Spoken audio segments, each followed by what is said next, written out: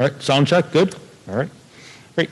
Well, thank you for letting us present here. We've got a couple of things to cover for building and site tonight. We've actually got 5 items, so we'll try to be as efficient as possible, but we definitely will be happy to answer any questions we do have about this. So you should have a packet in front of you with a backup for all of those items. The first thing on the agenda we wanted to go over was the change order summary process. And this was just something we wanted to refresh what we've done.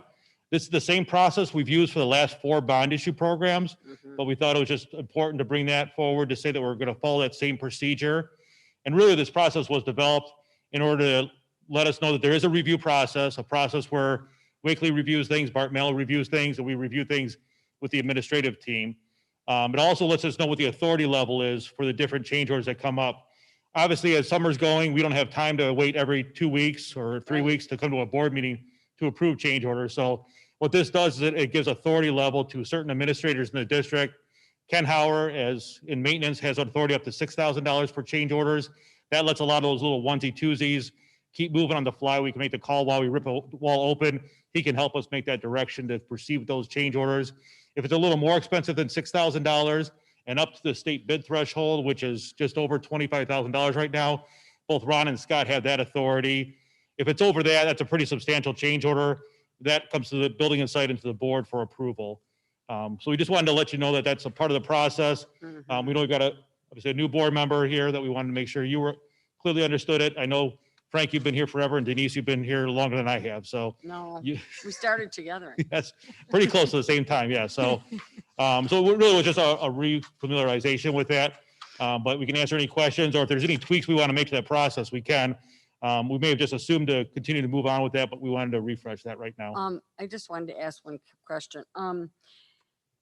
So if something, basically change orders are something that we that's what we allow our contingency for, correct? Because we always know there's going to be changes or something goes wrong, whatever.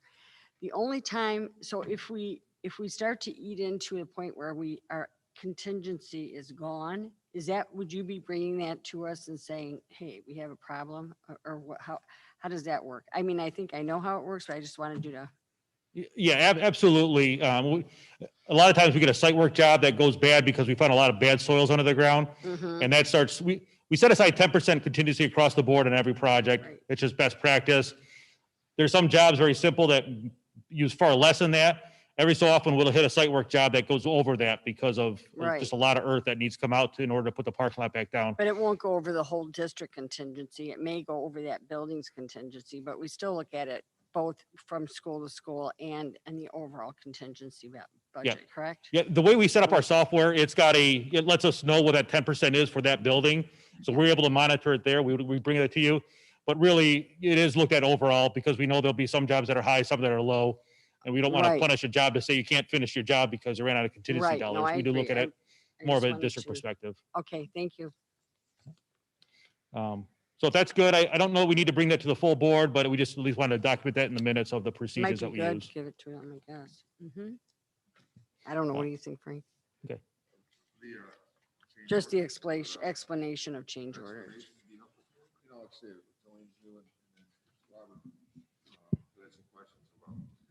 About some of our projects last week.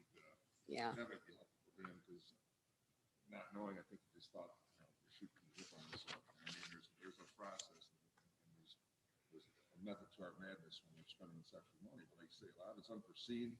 A lot of customer directs you guys, hey, while you got the wall open, maybe we'd like to put that wire in, that switch, so we get it. But if you're new, maybe just don't kind of understand how that works. It's just like, I think they think you kind of push this stuff through, like a rubber stamp whim kind of, which is not the case whatsoever. So, I mean, you're fully explained in your package of what you do. We have full building and site subcommittees where we discuss it with a board subcommittee and present to the whole board. And I thought the process has been good. We looked through these. You gave some backing information at home. We're able to look through this, at our leisure at home and be able to see if there's anything that, sticks out to us and upsets us or makes us want to comment. And I just don't see it. I just felt it was a very good process. I haven't seen anything I thought it was a waste of money. It was something we're just trying to steer through the sliders. This is all stuff that Yep. And every change order goes to the full board. That we've always made that a process. We don't want to just do some things and have the board find out about it after the fact. And quite honestly, truth be told, change orders is more work for Brian and I mean, we don't make any money on this. It's extra effort. As much as I'd like to see you, I could be sitting at home right now. So, yeah, so please understand, if we bring you a change order, it's because we feel it's in your best interest. Right. It's definitely not in our best interest to do paperwork. Last few years in construction, and longer construction. Yes. Design, very interesting in my new career as a realtor. Yes. But, anyways, and it, you know, when you're in that position as an estimator, I came across this constantly. We were just doing cement and demolition, but something always came up that said bad soil, we wanted to add more sub base, or whatever the case was. They didn't know until they got into it. Most of those jobs always had something come up. There was extra money. So, Yeah. All right. so, That's maybe what we can do is just take this copy of it and of what you gave us here on the process, and I'll give it to Robert so that he can see how that works. I might Okay. come out and answer some of his questions. It may not be.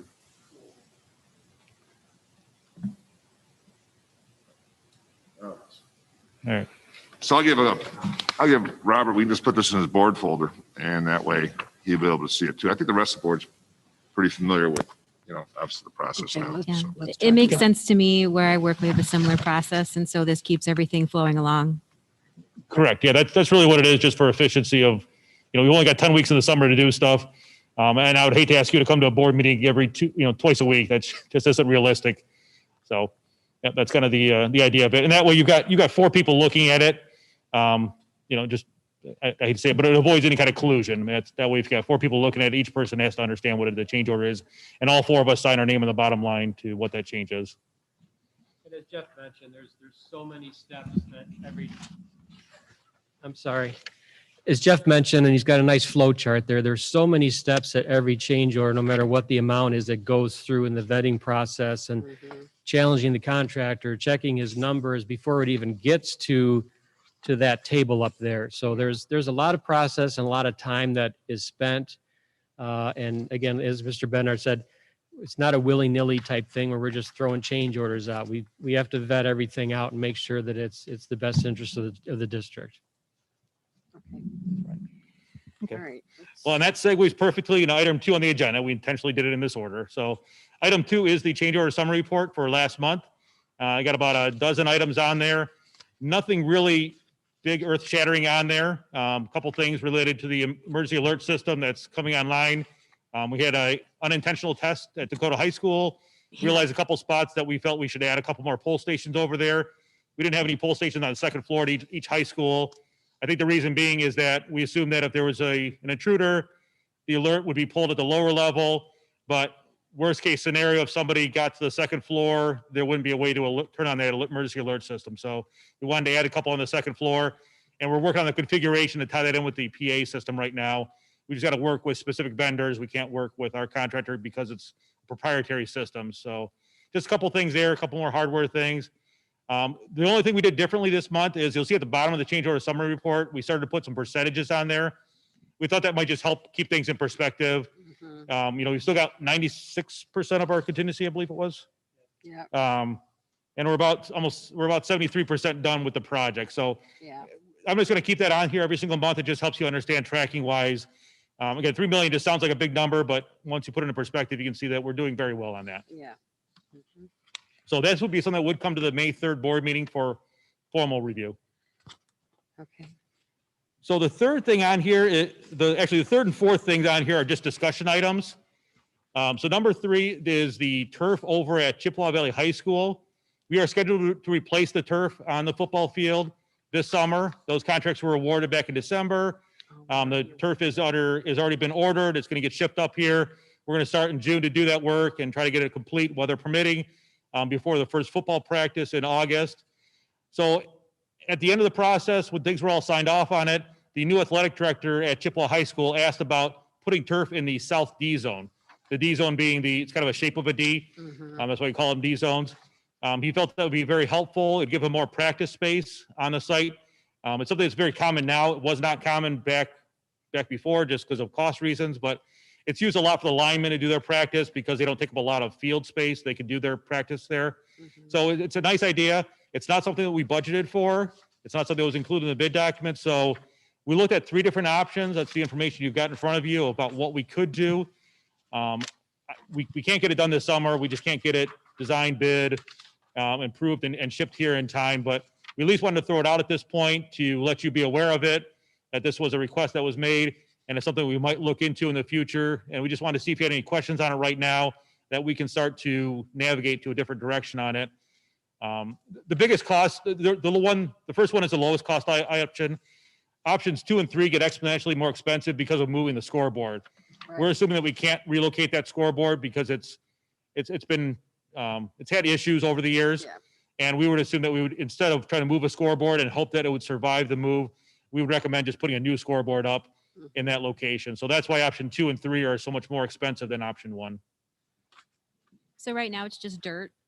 It's asphalt right now. Grass.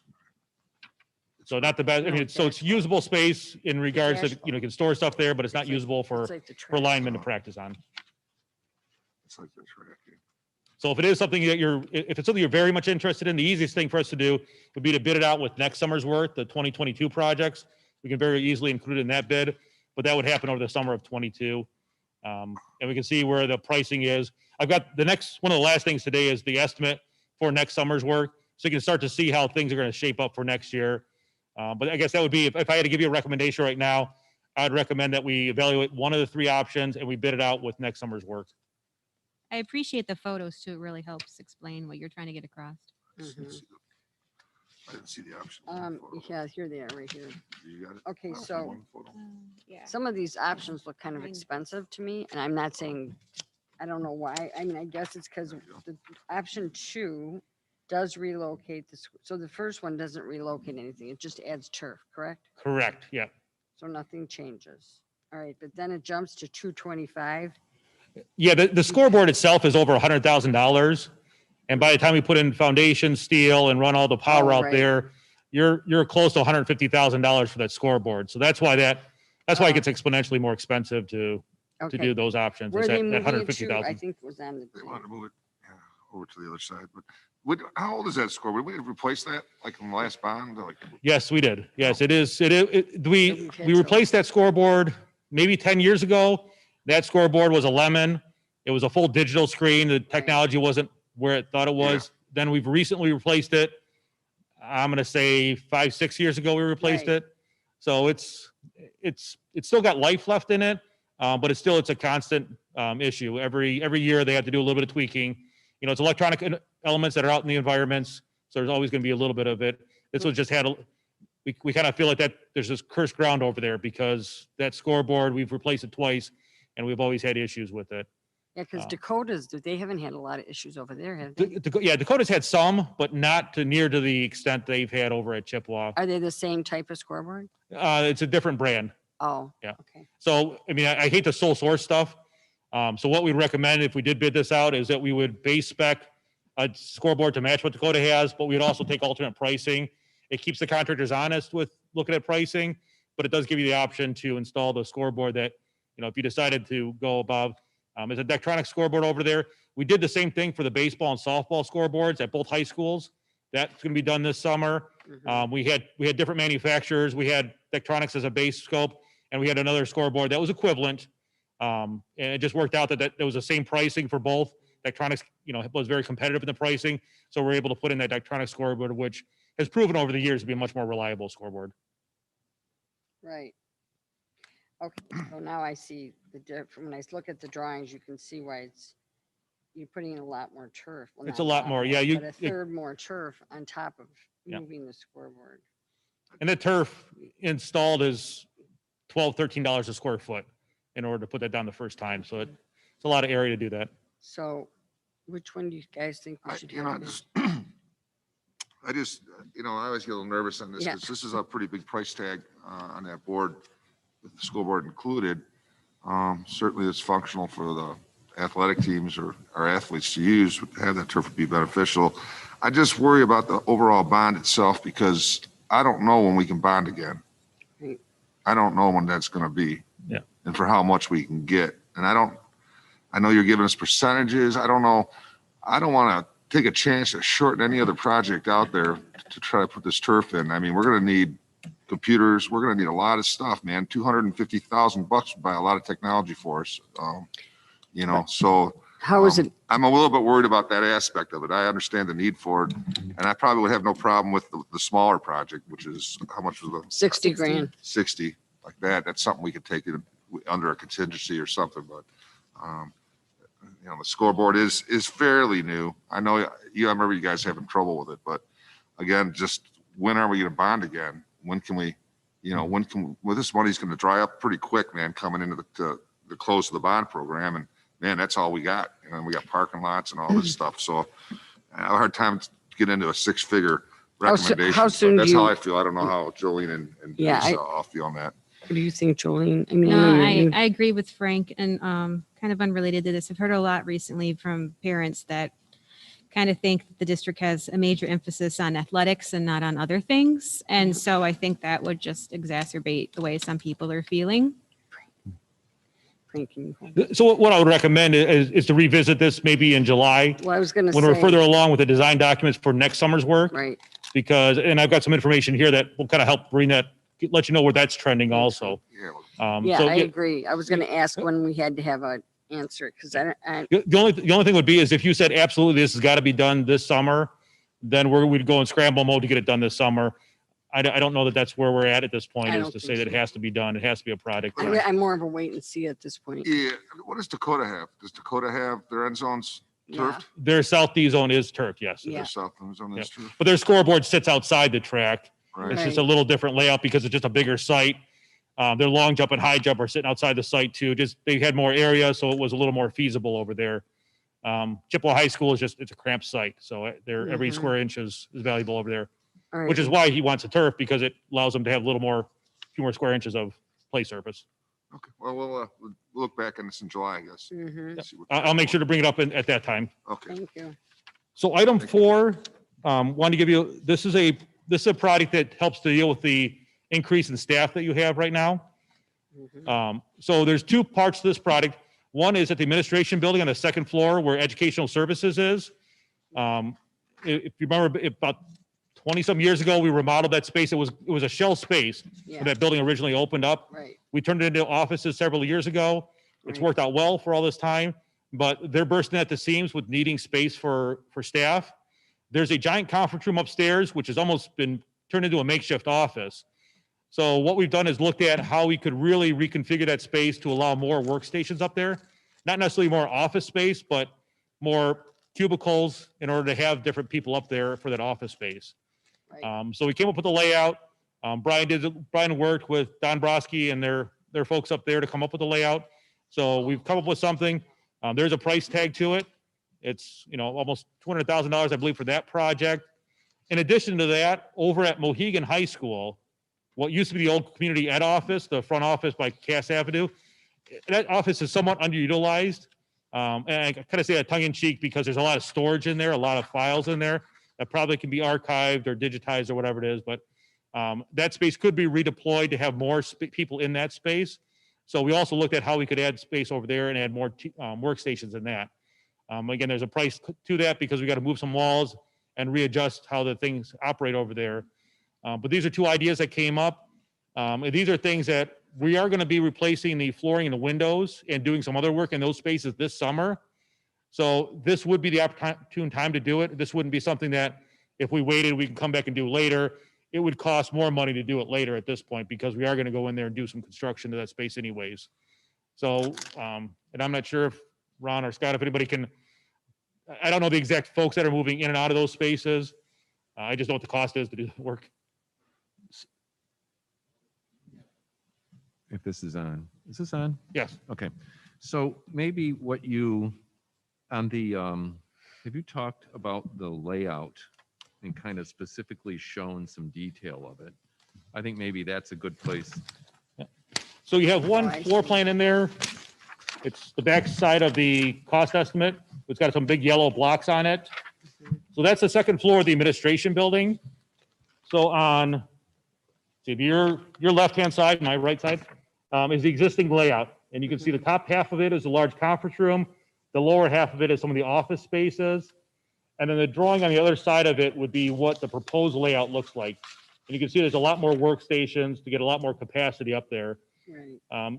It might seem like a lot of money, but in reality, this cost versus building new square footage is a fraction of the cost. So in order to accommodate those needs, it's either this or finding other spaces to put those folks somewhere else. And then there's two more drawings on there. Those are the drawings from Mohegan.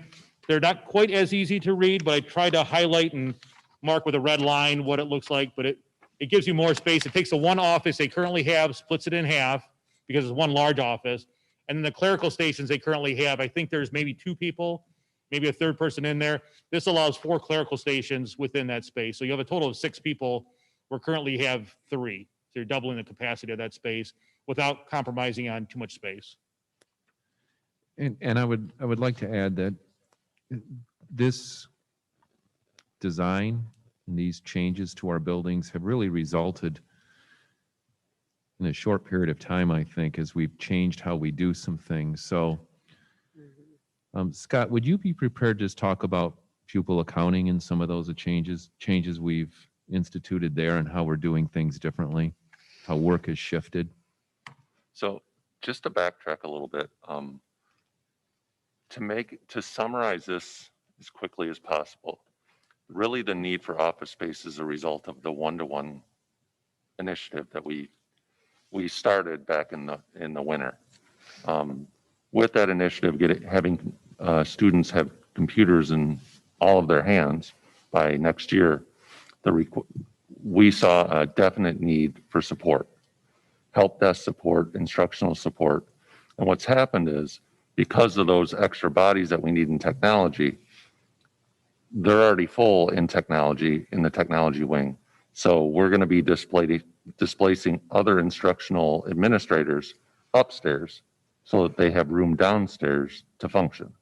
So really, that's what all of this is part of, is that shifting of staff, non-technology staff from the first floor technology wing up to the second floor in the ed services. So like, would CTE be moving up there? Yes. Yeah, that's what I was. So I know a lot they're of, down. so really what we're doing is we're making room in technology, and by making the room, it's requiring us to move some more people upstairs, Right. which is in essence creating the need for office space. Okay.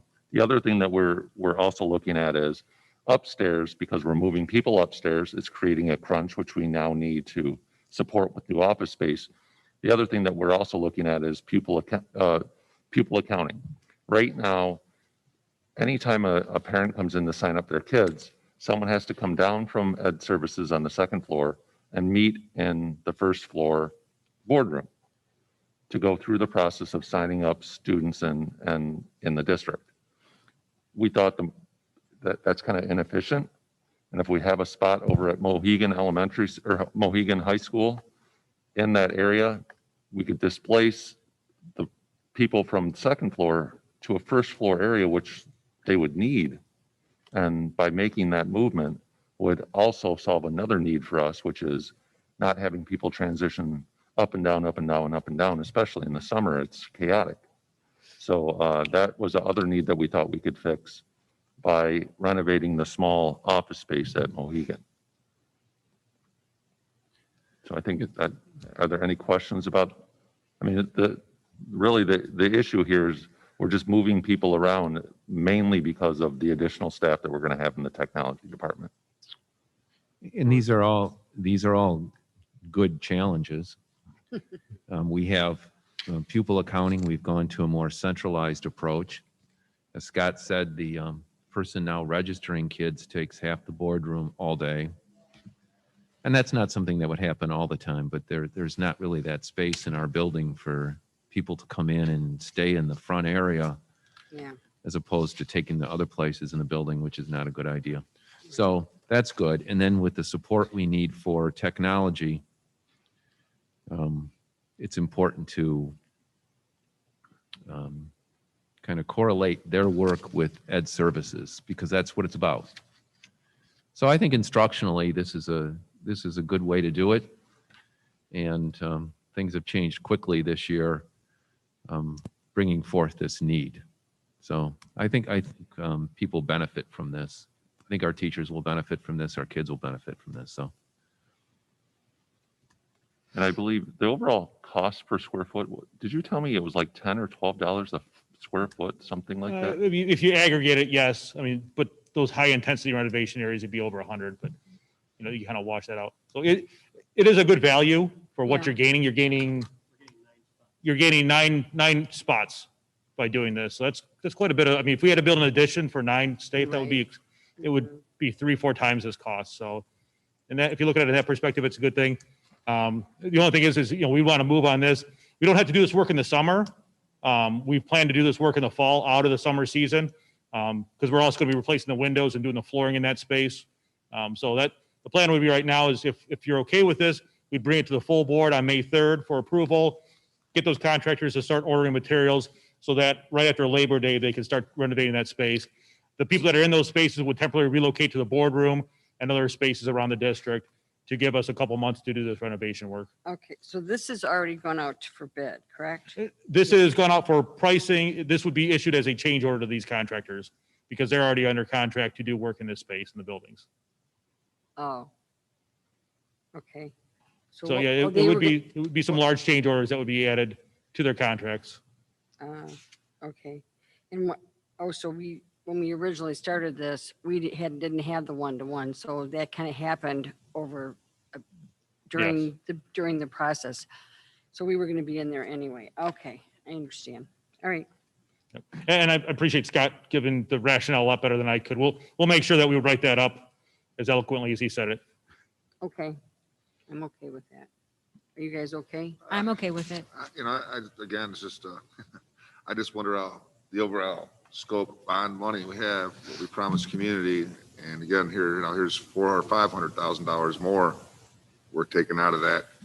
I'd like to, I kind of got to get more of a 263. feel of where we're at, our bond money. I mean, what are our most pressing needs? What are our main priority with that remaining bond money? I kind of, what I'm saying, Scott, I kind of got to get my arms around that. These sound like worthwhile projects. But again, there's only so much money left and we're out of, we're out in this community. We can't bond no more. Or I don't know what the update on that is, but for the foreseeable future, there's no more bonds Well, coming. So maybe Scott could include in his something like report that. this week. I Well- think it says on the back of this right here. Yeah. So let me look let's at that. maybe put that on pause for a second because I want to give you the last piece of information. Yeah. So the last document you have there, it's a 2-sided document. It's our schematic estimate for next summer's work, the summer of 2022 projects. Oh, by And this school. covers the north end of the district, Macomb Township part of it, Mhm. Dakota 9, Cheyenne, Ojibwa, Fox, Mohawk, Seneca, Iroquois, those buildings to the north. So we did an estimate on the initial set of drawings. We're slightly under budget on it at this point. So it's good news. We look like we're trending in the right direction for that work. And it's only it's a little over $10 million of the work. We're about 100,000 under budget, really not, it's a schematic phase. That's nothing. That's just a very good number to be at. But also on the bottom of that second page, we wanted to make you aware of 3 items that have come up that we also would want to kind of keep our eye out for. So at both Fox and Mohawk, those roofs there, we've only planned to replace the addition that was built in 1998 because that's at the end of its life, no warranty, it's starting to leak. The rest of the building is starting to show a lot of leaks in there. The main original part of the building, the last time we re-roofed it about 10 years ago, we got a roof that was a 10-year warranty. We're at the end of that warranty life on there. Right. So we can continue to do repairs on it, or this might be the opportunity time to look to replace it. Our recommendation at this point is to have Wakely design it, move forward with it, bid it as an alternate to next summer's work. If things change, maybe we can afford to do that, but it's better to put the money into replacing it than to continue to put repairs into it and deal with damage Which leaks. comes out of general fund, right? The worst case scenario, it'd have to come out of your general fund. Right. This at least would give us the option to pay for it out of the bond issue if we wanted to. The concern with roofs, why we don't like to let those go too long, is as that water gets in there, the insulation gets wet. Well, it So does think about your damage, house, yeah. the shingles go bad, that plywood gets damaged, all of a sudden the price of the roof is doubles. It's Right. the same thing with these flat roofs. So we want to try to get to it before it gets too bad and gets out of control. Okay. So that's that. And also at Cheyenne Elementary School, the fire alarm there, Just over the past year, it's just hit the end of its life. They can't get parts anymore to replace it. So we'd like to bid that out as also as to replace that. It's a big product. It's a big fire alarm system, but that building opened in 99, I believe. 99, yes. So it's over 20 years old. It's just the electronics that are in there. They just can't service them anymore. Fire alarms have just evolved so much over time. It's no longer a simple mechanical system. It's a high level electronic. So our recommendation at this point, because we're only in the schematic phase, is to continue to design that addition or start to design that additional work and then reevaluate it in July with the design development estimate to see how things shake out and if we want to move forward with that as part of a bond program, or look if we need to maybe scale back on some project that is less of a priority to put it in there. But I at least want to give you those, because we're talking about a couple big projects. I want to kind of give those out there that there's a couple things we've got on the radar that we need to just be aware of. So it says on here that you're replacing the balance of the roof on Fox and Mohawk. So that means there's parts of it that were like, when they added on, they had roofs put on. So these are in the old sections of the Mohawk School in Fox? Like Correct. It's the original section, like the sections? classroom Yeah, and the media center, that center core area would be that's what's given the failures on yeah. there. Okay. I'm okay with that. Yeah, we need a roof, man. So, Mhm. Yeah. to me, that makes sense. That'd be somewhere where we want to make that investment for sure. So we'll continue with the design process, and we'll give you an update on that in July. And we'll revisit the turf in July also. Now, the reconfiguration of the administration building, that has been estimated. When would that would be done next year? Or That would be this- done in the fall. In the fall? If we want to okay. pursue that work now, yeah. All right. I guess, yeah, just like they said, on that, like, let's get my arms around this bond and where we're at money wise, before we start approving, like I say, a roof is one thing, cubicles and others. So, in my eyes anyways, I'm not sure with Jolene. and No, I Denise, but- agree with Frank. I mean, this is more like health and safety, which we definitely have to put before the football field and cubicles. Yeah, but Yep. we do have to put people somewhere to work. Right. If kids are True. going to be coming in and out and they need service. I mean, it's kind of like, to me, that's a necessity. Yeah, I don't want to nix it. I just need to But, get my, but I agree. I ours mean, I with the know numbers we a little haven't more now, really where talked we're at. about where we are with the bond in terms that'd of, be good. yeah, if you Scott. could get some Just kind of send some out to the information. full on that. board. So- numbers for that. So what I can do is, what I'll do is, I'll take what we bid so far in construction, and we'll look at the balances. I believe every bid that we've had has been under budget, Right. Yeah, on whether top it's a of what little you're, or a lot. So I think there are ways that we can at least take a snapshot of the work that we've done already Mm-hmm. and see what balances we have sitting there that maybe we can allocate to these other projects. Again, what we don't want to do is we don't want to do something and have to cut a project from some other building. So Right. that, we don't want to do that. So this would be, if we did any of these additional projects, it would be out of bond savings Yeah, you'd or be able- bid savings. Be able to show us, because you'd say, this is what we've done, this is what we got left to do, this is what we promised the community with that bond money. Or we estimate the cost at this time Mhm. to be this much. We see us having an allocation of, $3-4 million bucks or something. With that money, we'd like to put the roof on, Right. put this additional workspace for our Is there a technology second, department and is there a so on. second, is there another community? Yeah, we got another. yeah, we're technology into the meeting, so technology folks. I think so- that kind of Okay, answers it yeah. for you. Yeah. Are we good? Everybody good? I'm good. Yeah, we're good. Okay, yeah, we're good. Okay, Thanks. we have to. All right, thank you so much. The technology people have to come in. I think this George is coming in.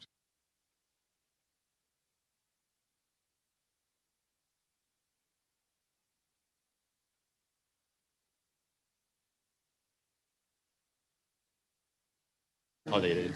Okay. I'll go in, won't we? Well, thank you. Yeah. I'm the opening act. All right.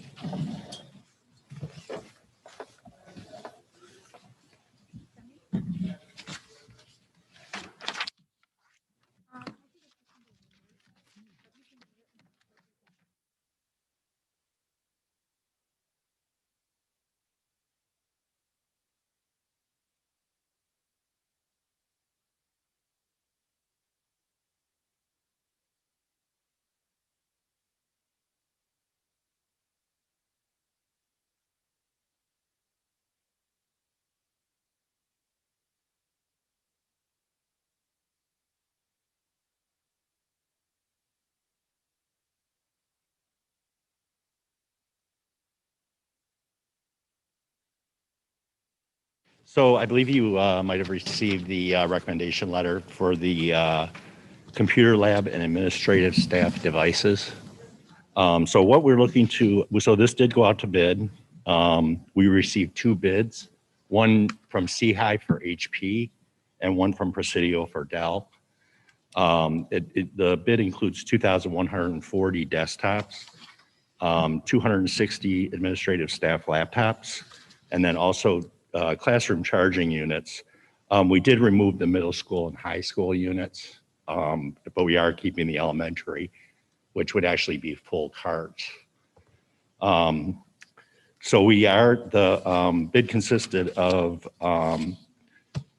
the computer lab and administrative desktops, which was a quantity of 2,140. We're asking to accept the alternate number 2 for section 17230A, which is a little less spec on the processor for the computer labs. It does have a savings of $500,000 by doing that. We are keeping the higher processors on the staff PCs.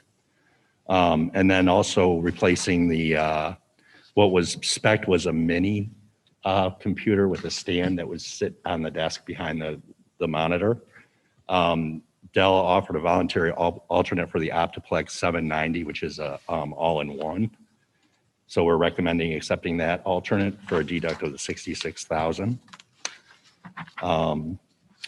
So on section C, that would be the classroom charging units for the elementary schools. Dell included the actual charging units, the battery packs that will be integrated into the elementary school carts. So the students won't have to plug they'll be able to just plug right into the USB-C connector. They also offered if we accept the Presidio award for all 3 sections, we save about $64 per unit install price. It goes up to $98 versus $34 if we accept all 3 categories for Presidio.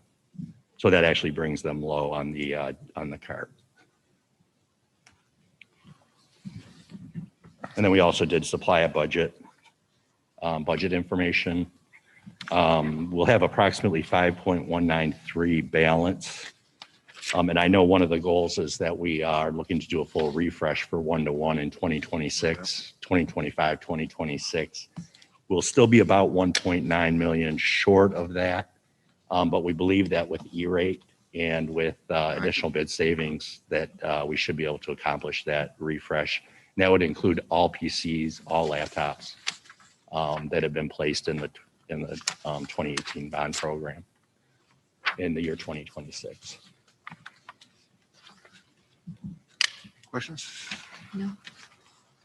So, I guess I'm just stuck on this darn budget today. We didn't bond for a 1-to-1 computers programming when we passed the bond. The community supported the bond. And we shifted gears. The board decided to shift gears last fall in light of what they had going, which we're happy about. But it's working out well for us.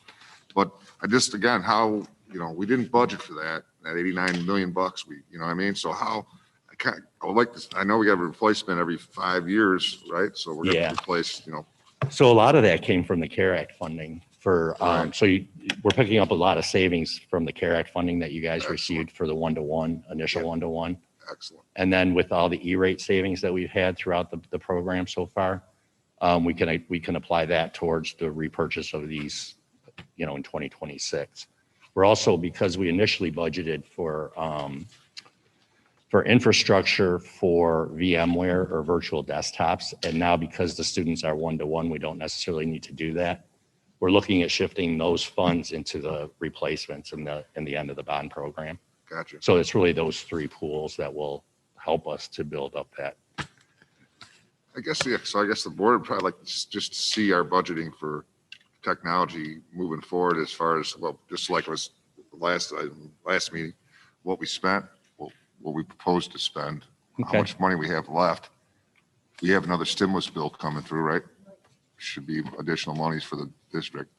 Yeah. Or maybe technology. So too. actually, yeah, we can get that. Something along those lines, just put our arms around it, because, thankfully, we're starting to come out of this COVID. I think finally it's going to, come down, fingers crossed, but back in the normal thought patterns of running the school district because we've been so distracted with the pandemic. And these budgets are real big now because so many things have happened with the federal government giving money and all that. It's hard for us to kind of gauge where we're at anymore. Because Right. just like you said, we changed to 1-1, you got rid of the VMware, you shifted money from that account over to this account now, and you have CARES Act coming money we haven't spent yet, more coming in. So kind of get an idea just how we're going to split ourselves. But I have no problems with this, Okay. as far as the purchases. Yeah, we'd like to bring it forward to the next full board meeting if approved. George or Jolene? No, I agree. One other benefit too is the HPs were 5-month lead times. Dell is 5 weeks. So that's another benefit of accepting the Presidio bid. All set. So Very much. We'll get the budget numbers over to Scott. Yeah. And include them in the, Sounds like, might have to have a budget workshop or something. Maybe, Scott, that'd be better, the full board. Maybe, after school's out this summer. Maybe one Monday or something, we can get together Sounds like a good idea. and kind of walk that budget, piece by piece, so the board understands where we're at now. It'll be real helpful. So, okay. thank you. Thank you, Thank guys. you. Have a good board meeting. We'll see you in a couple weeks. Thanks. Okay. Sounds good.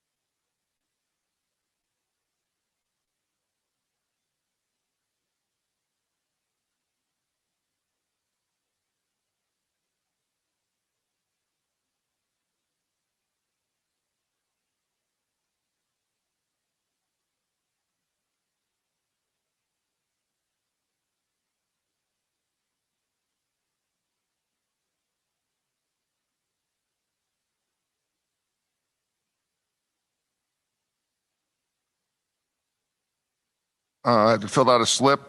So I have those up here. If there's anybody else that would like to address the board this evening, Mrs. Blaine in the back here has these slips fill out. And if you fill that out, if you'd like to address the board, give it to Ms. Blaine and she'll get it to us here. So I've got 6 of them here. I didn't know if anybody else wasn't aware of having to do this slip because it's the first time we've had a community meeting in, I don't know, 14 months with people present. So that's typically how you would do it. So just want to make sure if they want to address the board that they fill this out. So.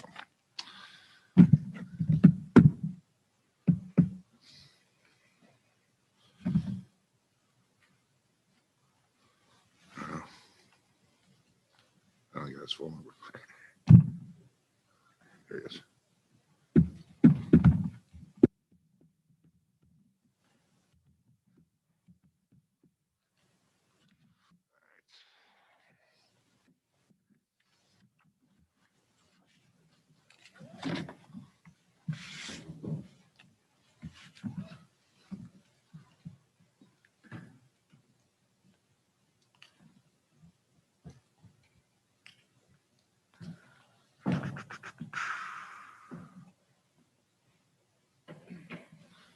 How you doing, Bob? All set? Okay. Okay. Ron's up here. Ready?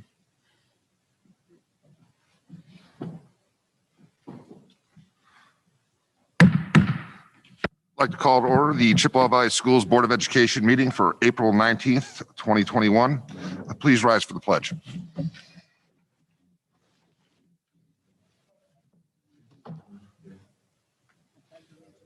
To the flag of the United States of America and to the republic for which it stands, one nation, under God, indivisible, with liberty and justice for all. 6:31.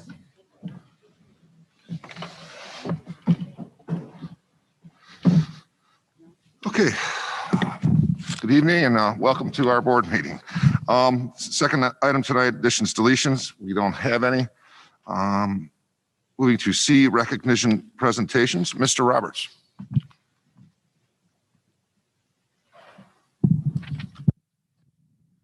Thank you, Mr. Bednard. This evening, what I'd like to do under presentations is just talk about the current state of our district instructionally, where we are in our plan.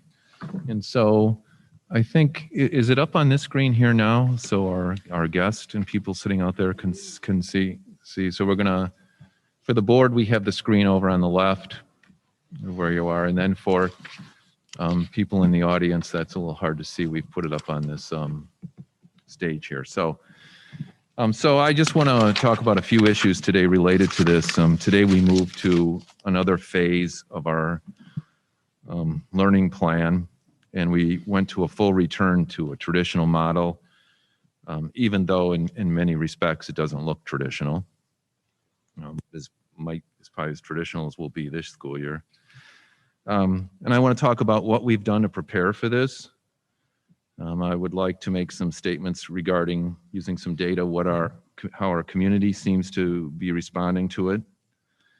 And that will include sharing some data regarding COVID and data regarding how our families and students, at least to this very early point, are choosing to engage in education with us or to learn. So those are some things I want to cover. And part of this tonight is because we now have some options, and I want to, at least at this early point, show you how people are making selections, how they're choosing. So first of all, I'd like to remind everyone that on our district website, we do have several links related to COVID. It's a red button on there. You can see it on the slide on the lower right, COVID-19 updates. That's our dashboard on the website. And if you open up that, you can find numerous things that we look at when we try to understand COVID, how it's impacting our community, and how we can function and put the best educational plan forward based on the data. So there's some things in there. Probably the thing we look at most closely is from the Macomb County Health Department. That's there. And then there's a state website, and you can see like the COVID outbreak reports that happen every Monday. They're posted every Monday by 3 o'clock. That's on there. But you got to dig a little bit, but it's not too bad to do it.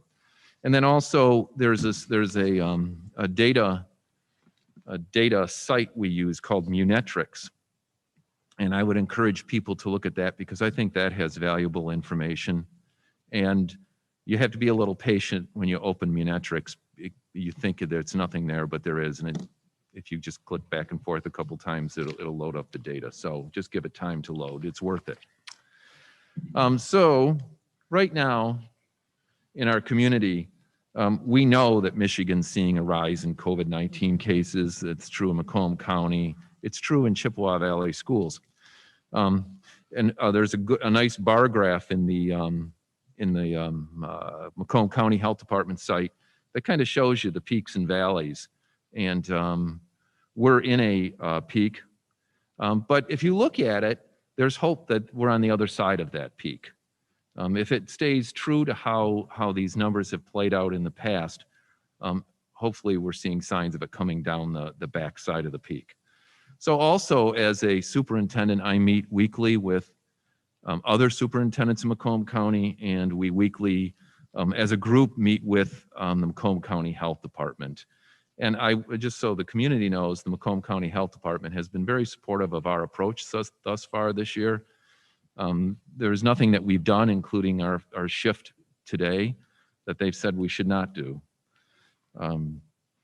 Everything we plan is based on what our students need to learn and how we can do it safely at that time.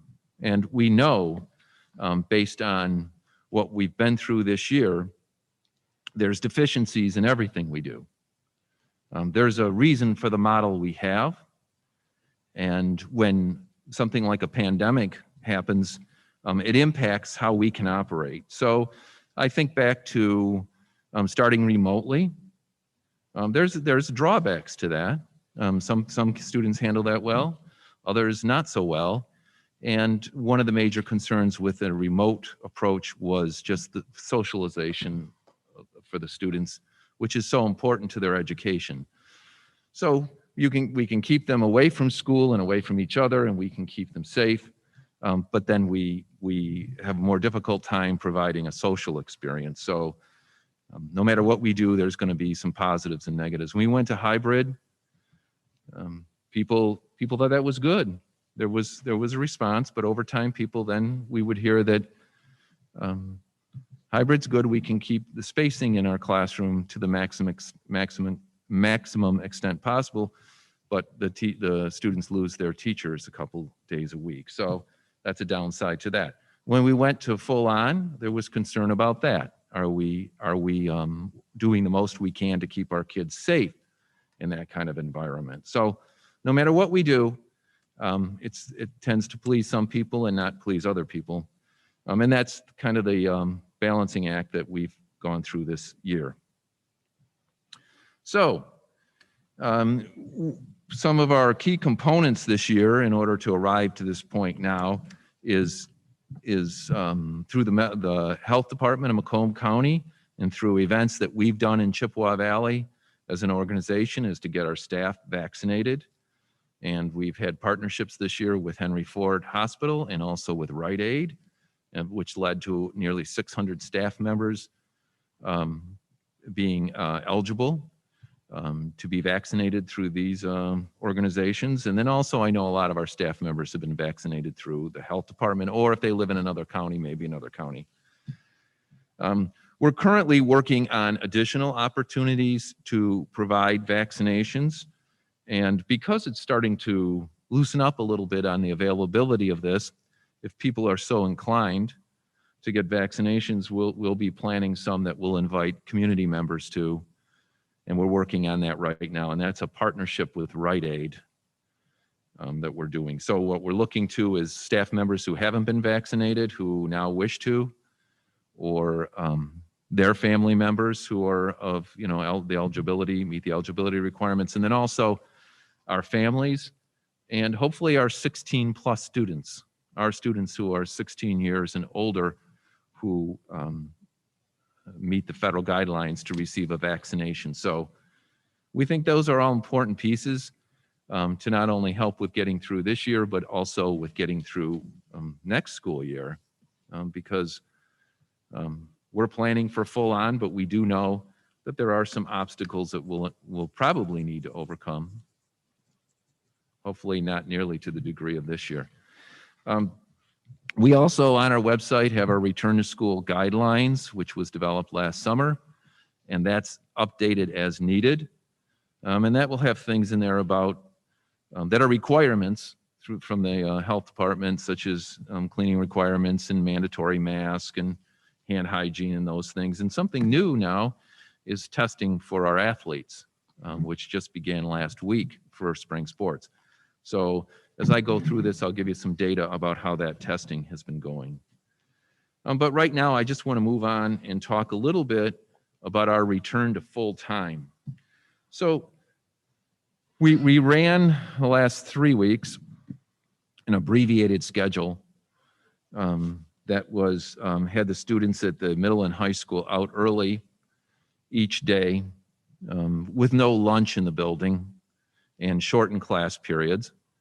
And our elementary moved to a more traditional approach, but with a remote Friday. And the plan for this week was to start with a full-on traditional model for all students. And some might say that, why now? And I think I can explain some things that we've done and some options for our families that make this possible at this time. First of all, we have modified our lunchrooms and expanded them.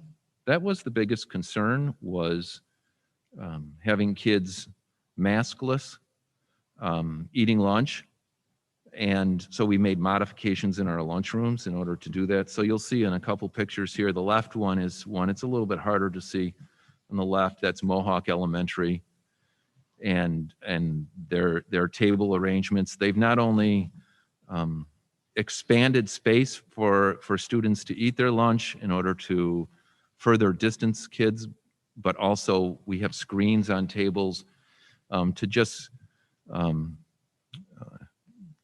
deal with airflow, so that when they're maskless and they're eating and talking, the amount of air leaving them and getting into someone else's space is reduced. And then on the right-hand side is Chippewa Valley High School, and that was one of their lunch periods today. Same thing, we have screens on tables. That's a little bit hard to see, but you can get the idea. We have kids at these tables, they kind of have their spaces. And so today that seemed like a successful start for our students in the lunchrooms. So one thing that's made our return to a more traditional approach is the addition of live streaming. And so parents starting on March 29th really had a choice with their children of whether they wanted to send their child to school or to have them live stream from home. And we've been upfront with parents all along on this, that live streaming is really one way. It's a window into the classroom that a student can hear instruction and hear other kids' questions, but at this time they don't participate actively. And the reason for that is because teachers really need to focus. They can only focus on one group of students at a time. And so that's why we thought it was best. But there's still opportunity. I think there's a lot of learning opportunity in what we're doing with the live streaming. And parents now can choose, do they want their child to go to school and be in person? Or for those people who are a little bit anxious about that, they can choose to live stream. And I would say to any parent, live streaming is not a decision one needs to make for the rest of the school year. Live streaming right now, I would look at it personally on a week-to-week basis, and things may change. And as our numbers hopefully reduce in our community, and we have fewer kids who come to school being positive and not knowing it, parents might find that it's safer for them to have their children go to school too. So now we want to share some numbers, some COVID numbers. And this page I shared at our last meeting. And these are the elementary, the March 15th to March 22nd numbers. The total number of cases across our district, you can see here, was 25 with 124 quarantines. And up to this point in time, we had no live streaming. So if you were quarantined, which then was 10 days and now has been increased to 14 days, you had no access to education. Now, if you're quarantined, you do.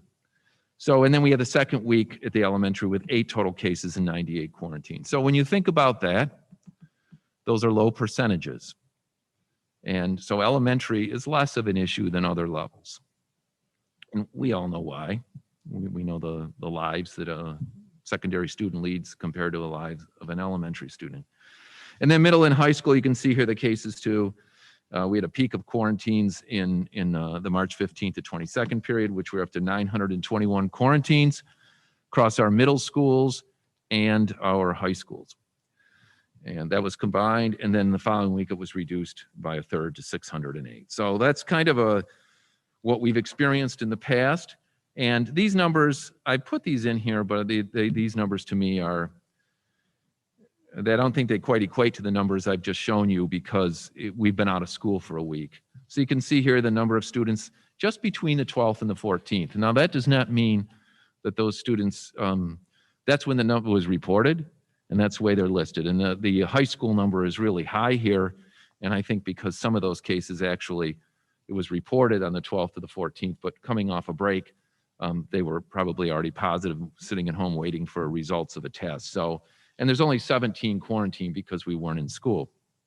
So these numbers don't equate that well to the last one. But the point of this is COVID still is out there and it's with our student body. So we do have now a way of finding out a little bit.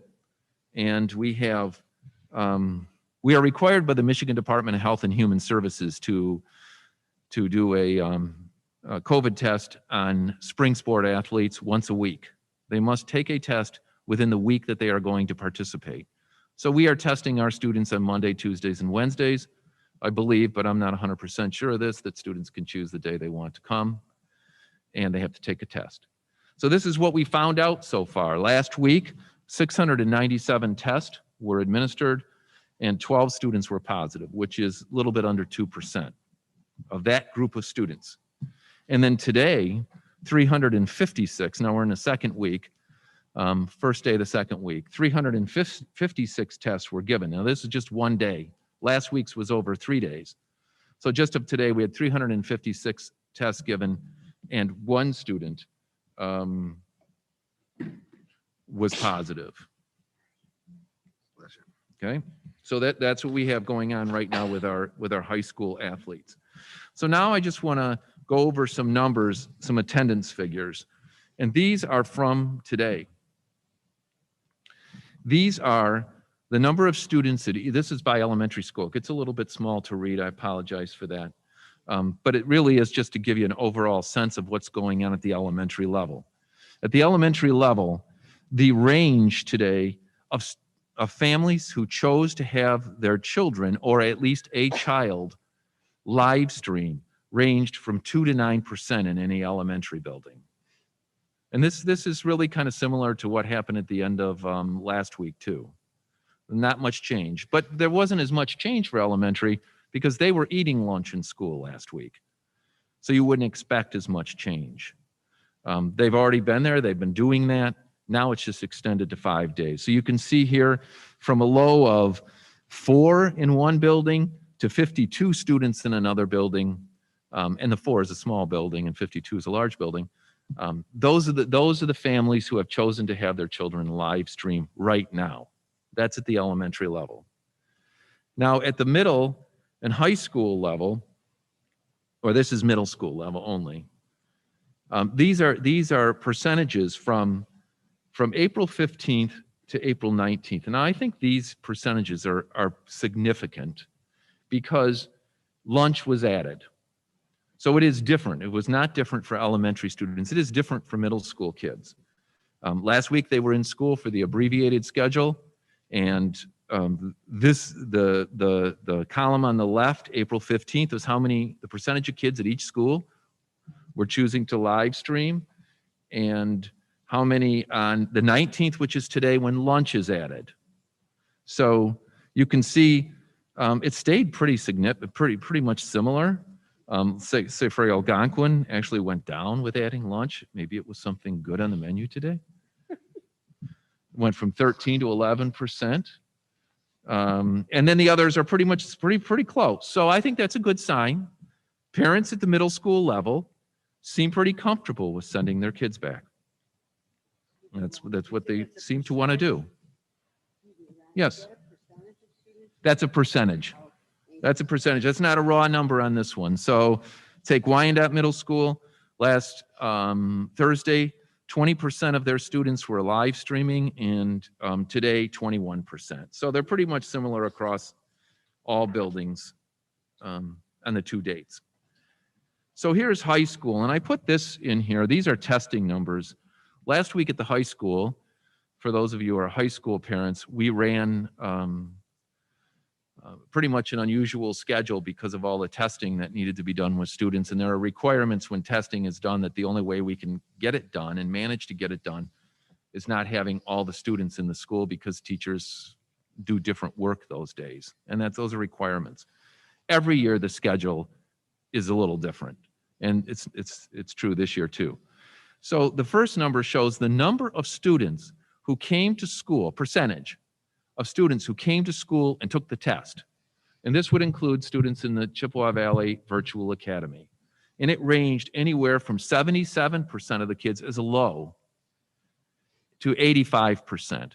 Now, only one of those percentages was in the 70s.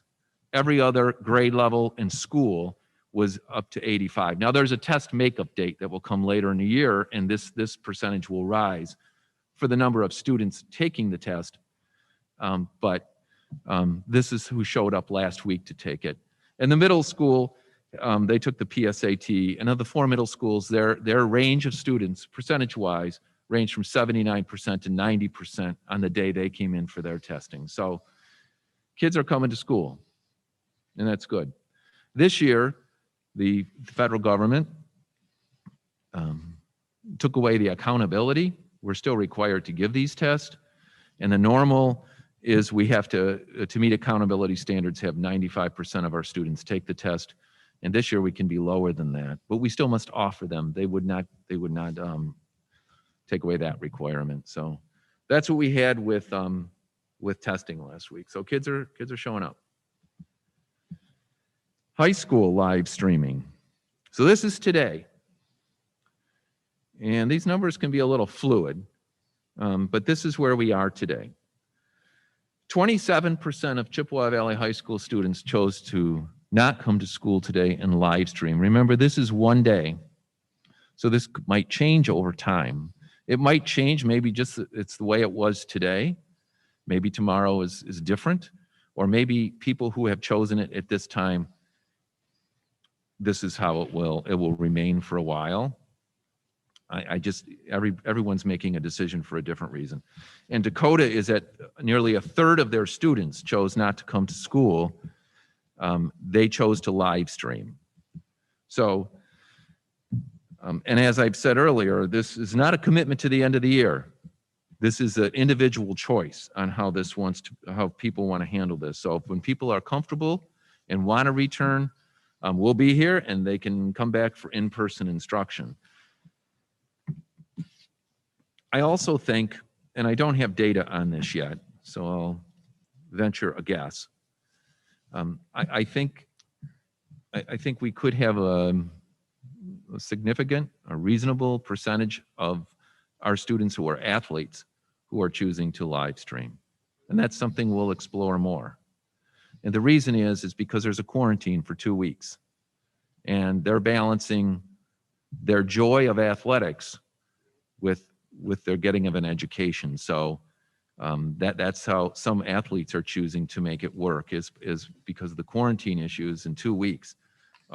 They'll live stream. So that's kind of where we are today.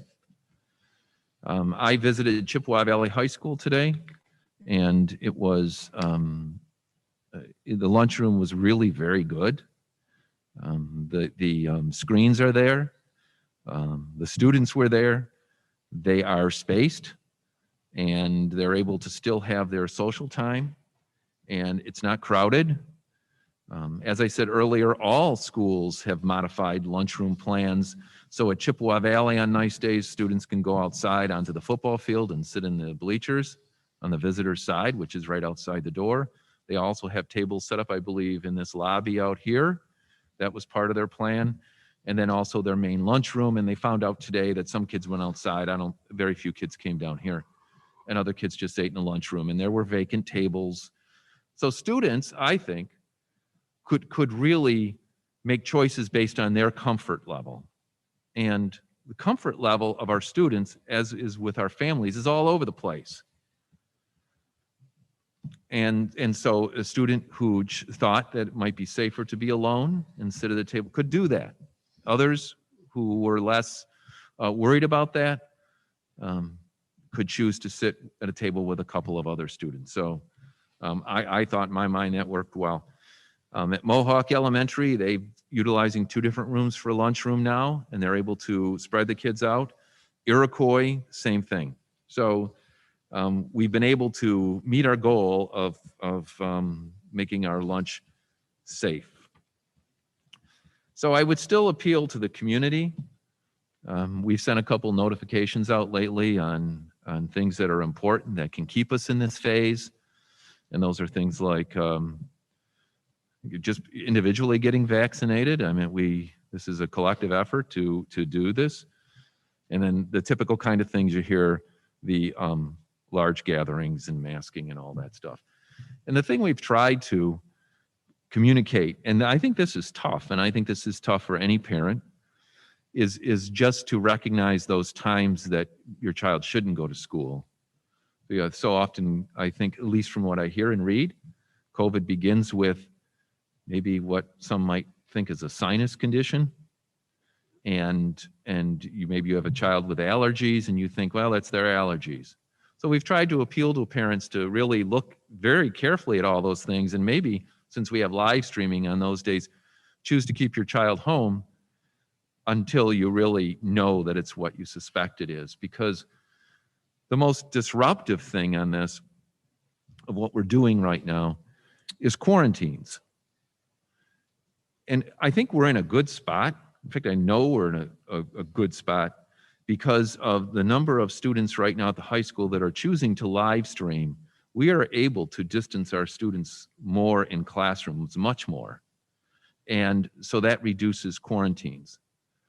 The thing about this too that has always been important to us administratively, as we have thought about this, is where's the COVID within our buildings as far as is it spreading?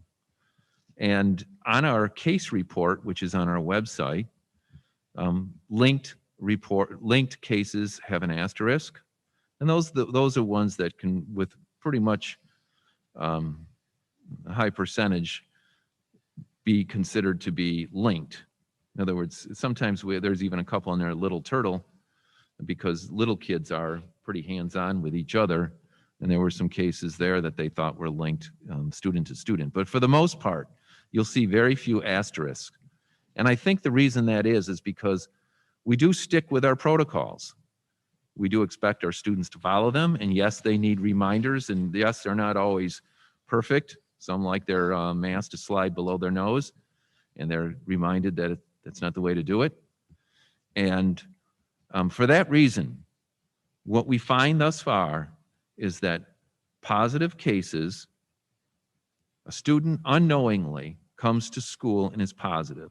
And when that is discovered, that student is then isolated and they cannot be in school for a period of time.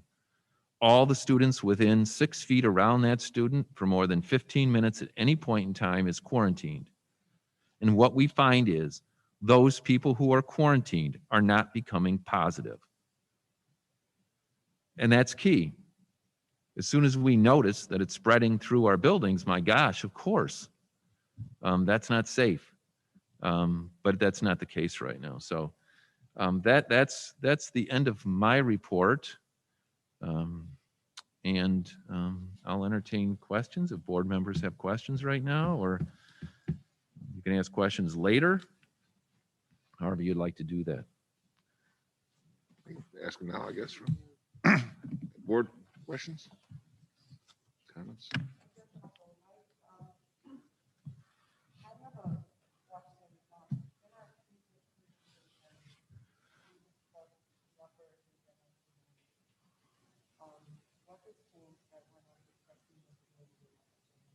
No, all those community numbers are available on the website. I'm sorry, we didn't hear you down here.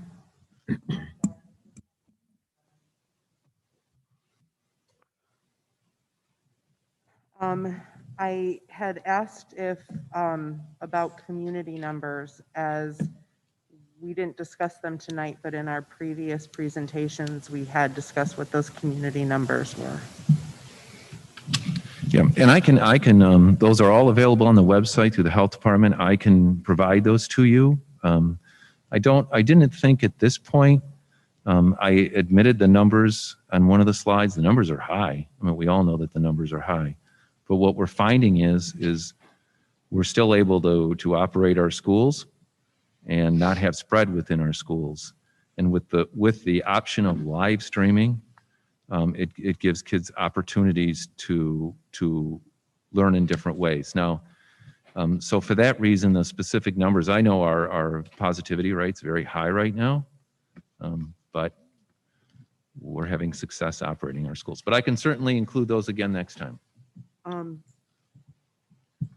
And I guess I have a question about the live streaming as well. This is the first week that we're not going to have a support hour.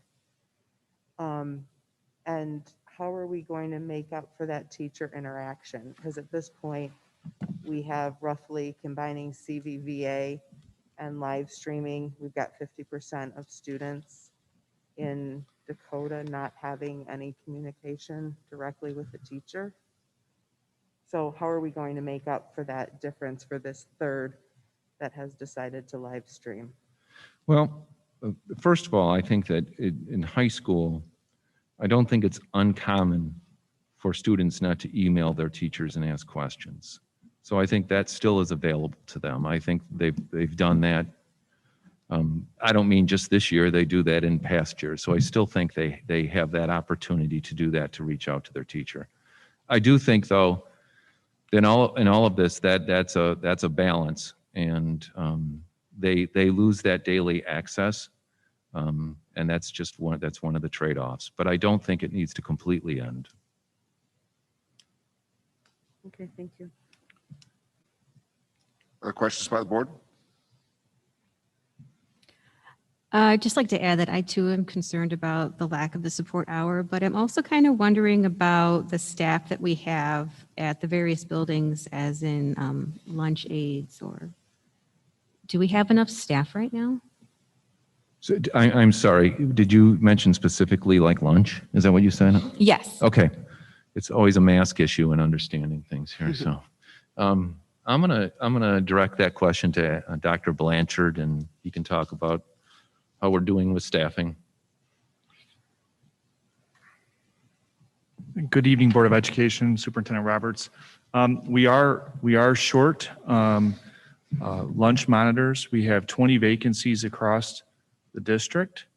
And those are, I broke those numbers down by level, with 9 being at the middle school level, which is the highest vacancy rate. We have 6 vacancies at the high school and 5 vacancies at the elementary. And that's across all of our buildings, but 9 at the middle school. And that's a large number. Really what we have to backfill that is we're utilizing teachers to do supervision work. We have with the paramonitor group, with their support, we're asking other paraprofessionals to work additional hours.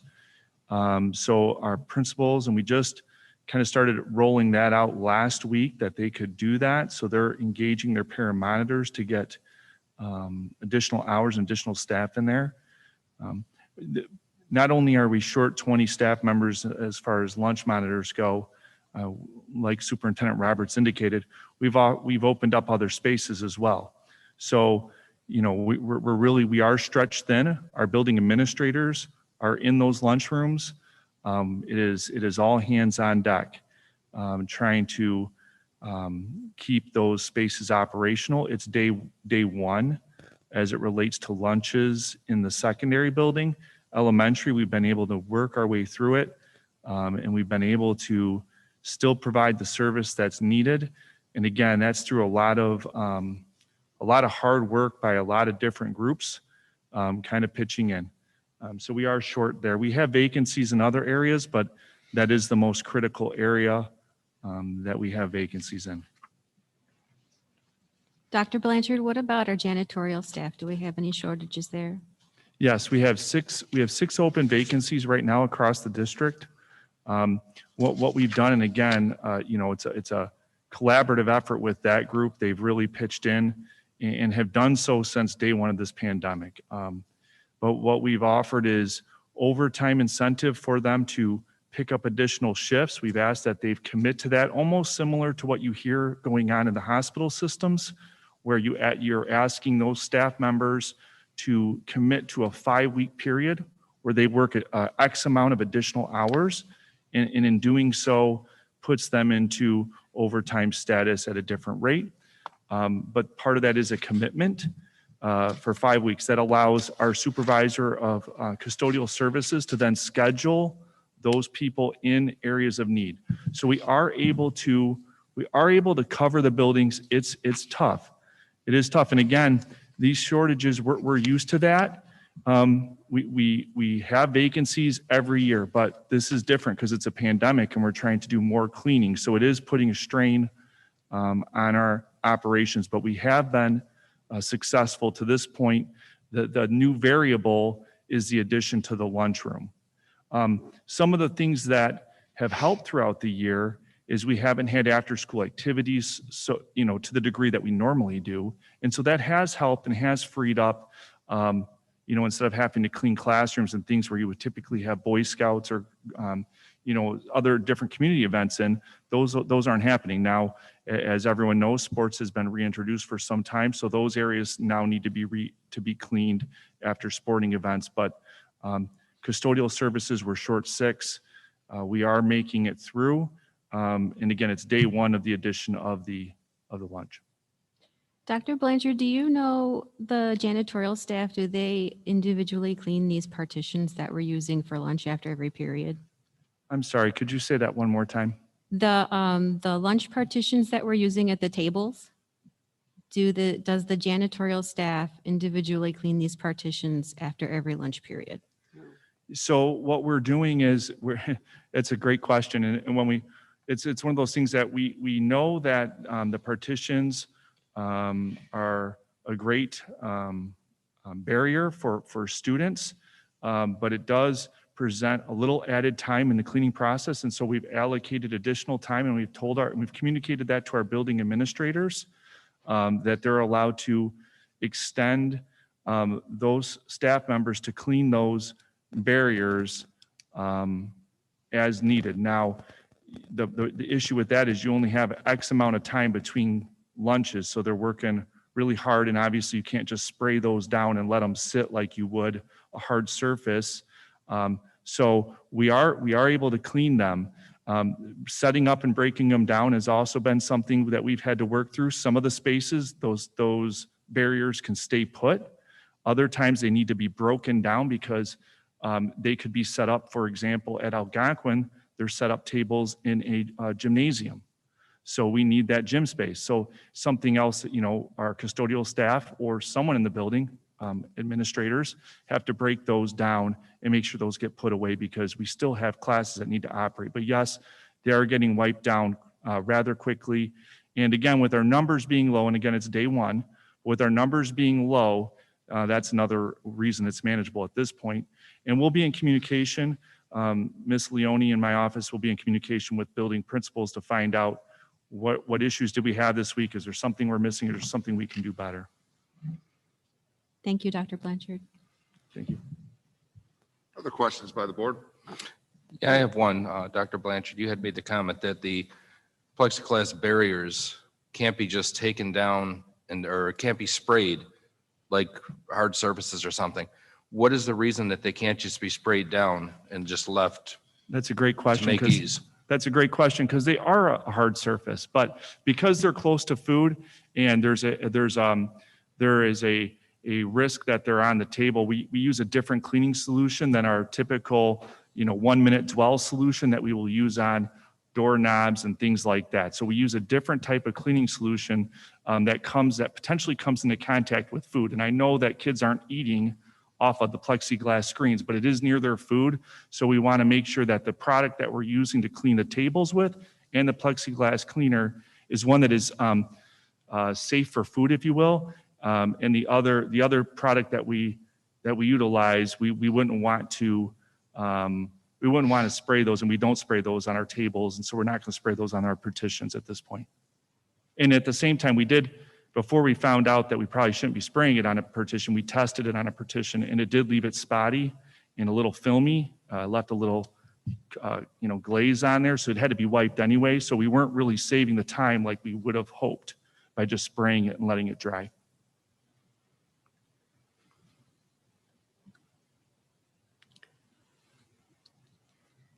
Okay, any other questions by the board? Yeah, I have one. Well, maybe mine's more of a statement. I'm glad to see that we're back in full time. I've been very anxious about it, just like a lot of parents have been. But I think that it looks like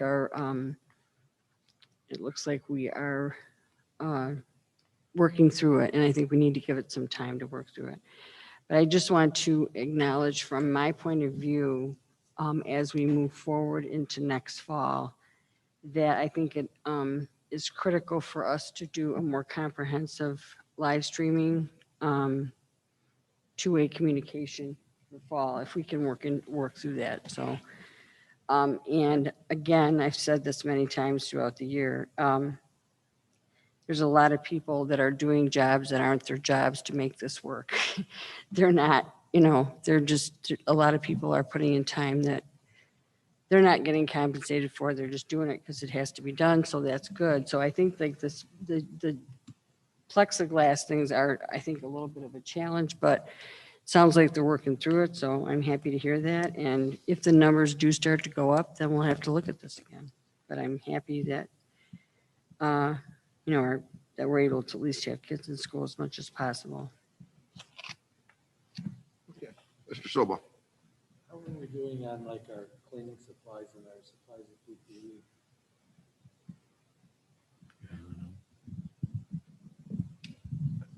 PPE? Scott, that might be a question for you, or just our supplies. I think I would think we're pretty good with supplies. Do you know the specifics of that, Scott?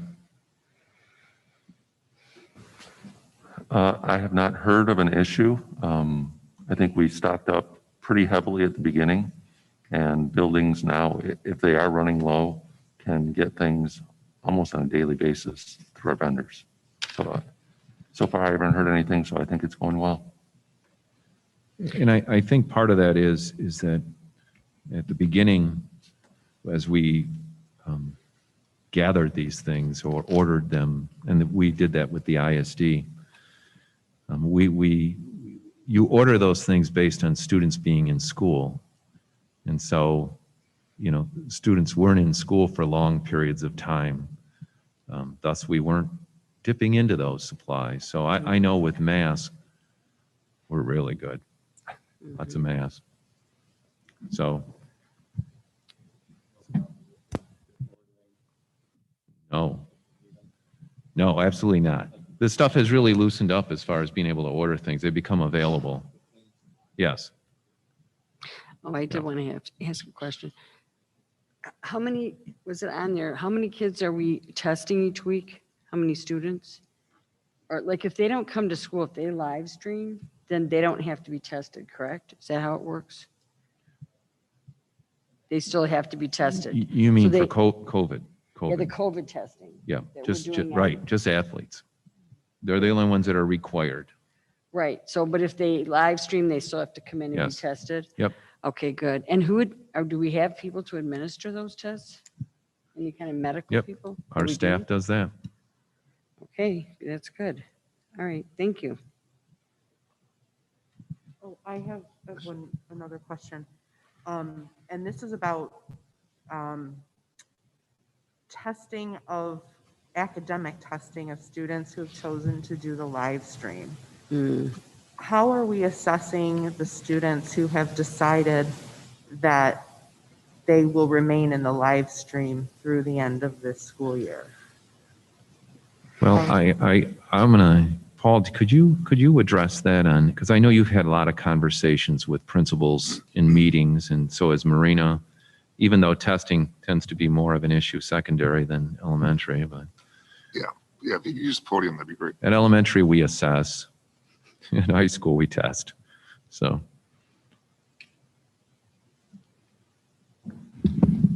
Good evening, board. Yeah, about assessments, right now it's an ongoing conversation, so it is different in every classroom.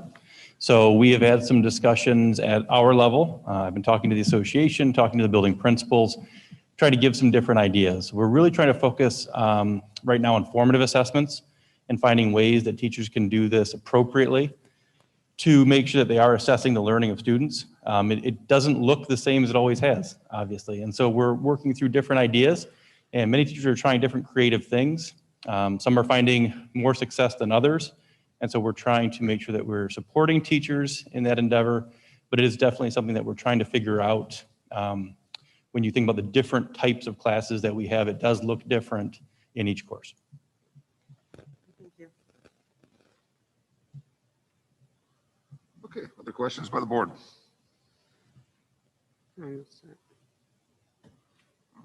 So I just had a couple follow-up. Mr. Roberts, as far as COVID testing, you have our medical personnel on our campuses performing that, you were saying? well, we have staff and they're trained, but they're not, a lot of those people that are there are trained to administer the test. And, you know, they have a role to play and it's defined, but they receive training. So it's not necessarily a staff of medical people who are there to do it. Could be school administrators. So, Like the athletes, who does the testing, and then it's the coaches? I mean, who does that? who does, That COVID testing? Mostly. you mean which athletes or? I mean, with athletes, where do they get this test they need to have? Oh, they go to the school. We have I'm not sure which space is used, but they're, I believe they're tested by sport on specific days and they need to show up at certain times. And that's when they're tested. So. I mean, one of the things that was mentioned to us in some of the emails this past week were children in quarantine and being tested upon return to school. Now, I thought you and Ms. Aquino just had a conversation regarding that. Maybe I was not hearing that correctly. Well, that's, you know, in a standard quarantine or even a student who's positive, that's not something we do. I don't think any of our students are tested to return. They're given a specific length of time and they return following guidelines.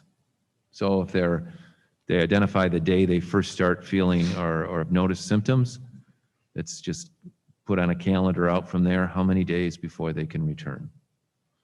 So we would count on their guardians or parents to look after the fact that they're not positive for returning back to school.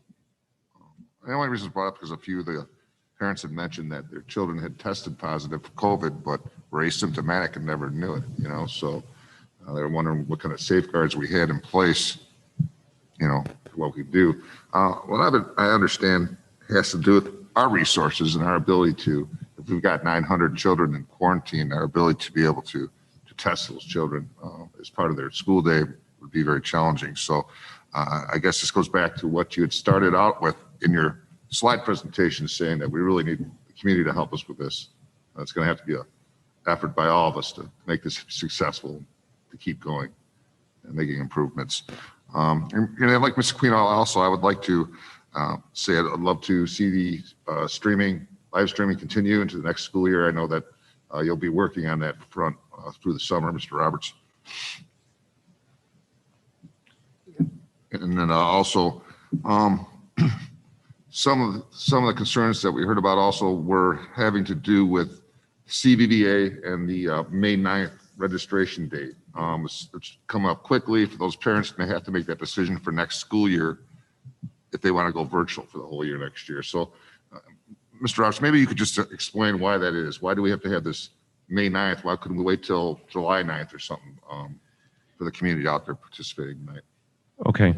The first, I would like to say that, I'd like to recognize CVVA because when CVVA signed up for it, our goal was to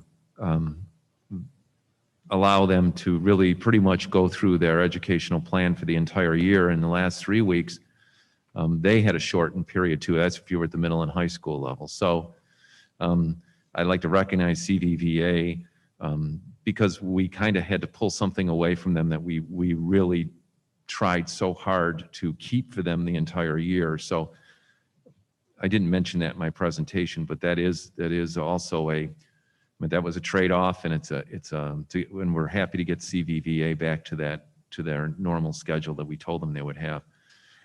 But I think the hardest thing here, and this is where two things collide that are kind of incompatible, and that is people wanting to make a decision very late, and we completely understand that. But it is completely incompatible with what we need to do to build a balanced schedule for next year.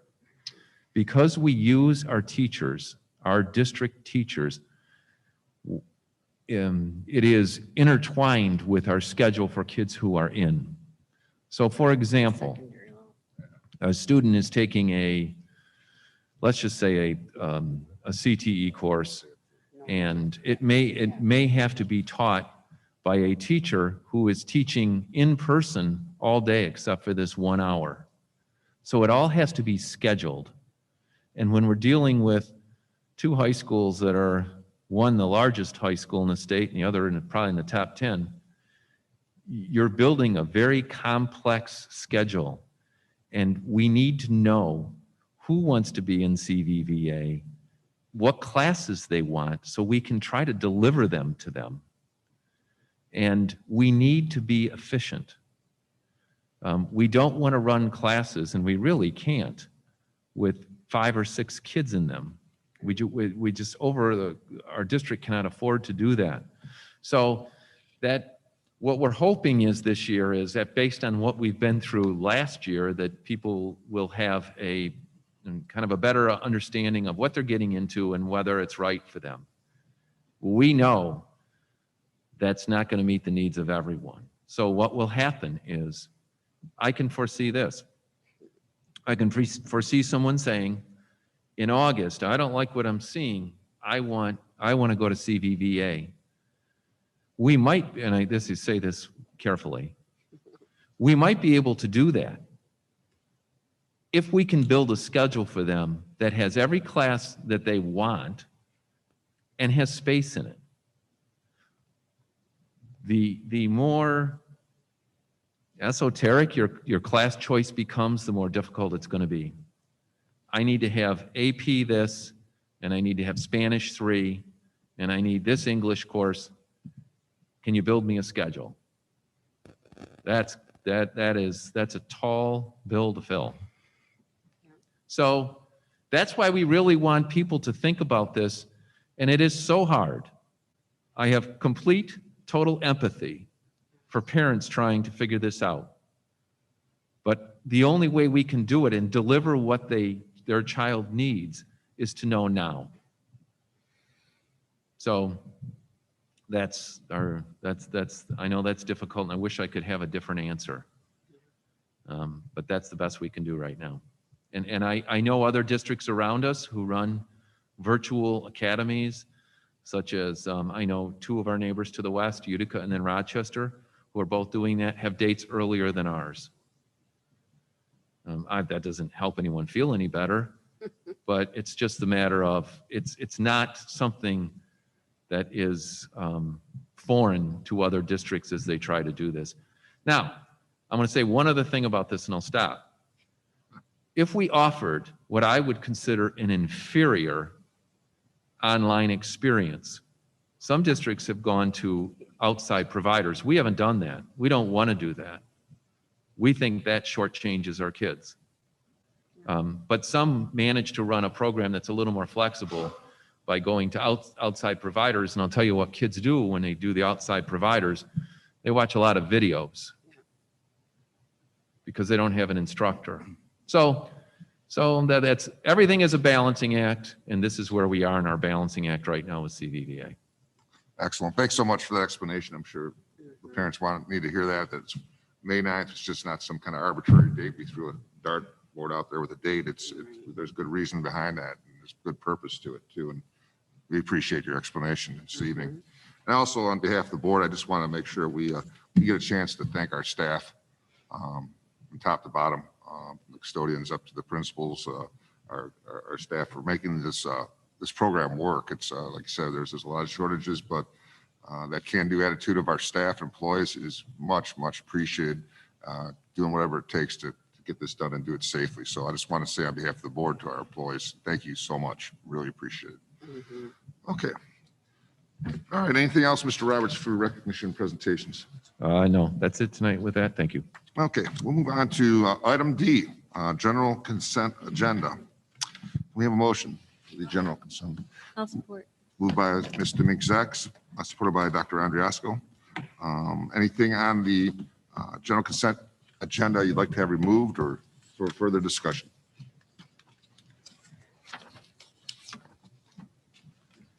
Hearing none. All those in favor signify by saying aye. Aye. Opposed by nay? Motion passes. Okay, Ms. Podden, I believe we have a few retirements this evening, resolutions. We do. We have 3 this evening, and they were unable to join us.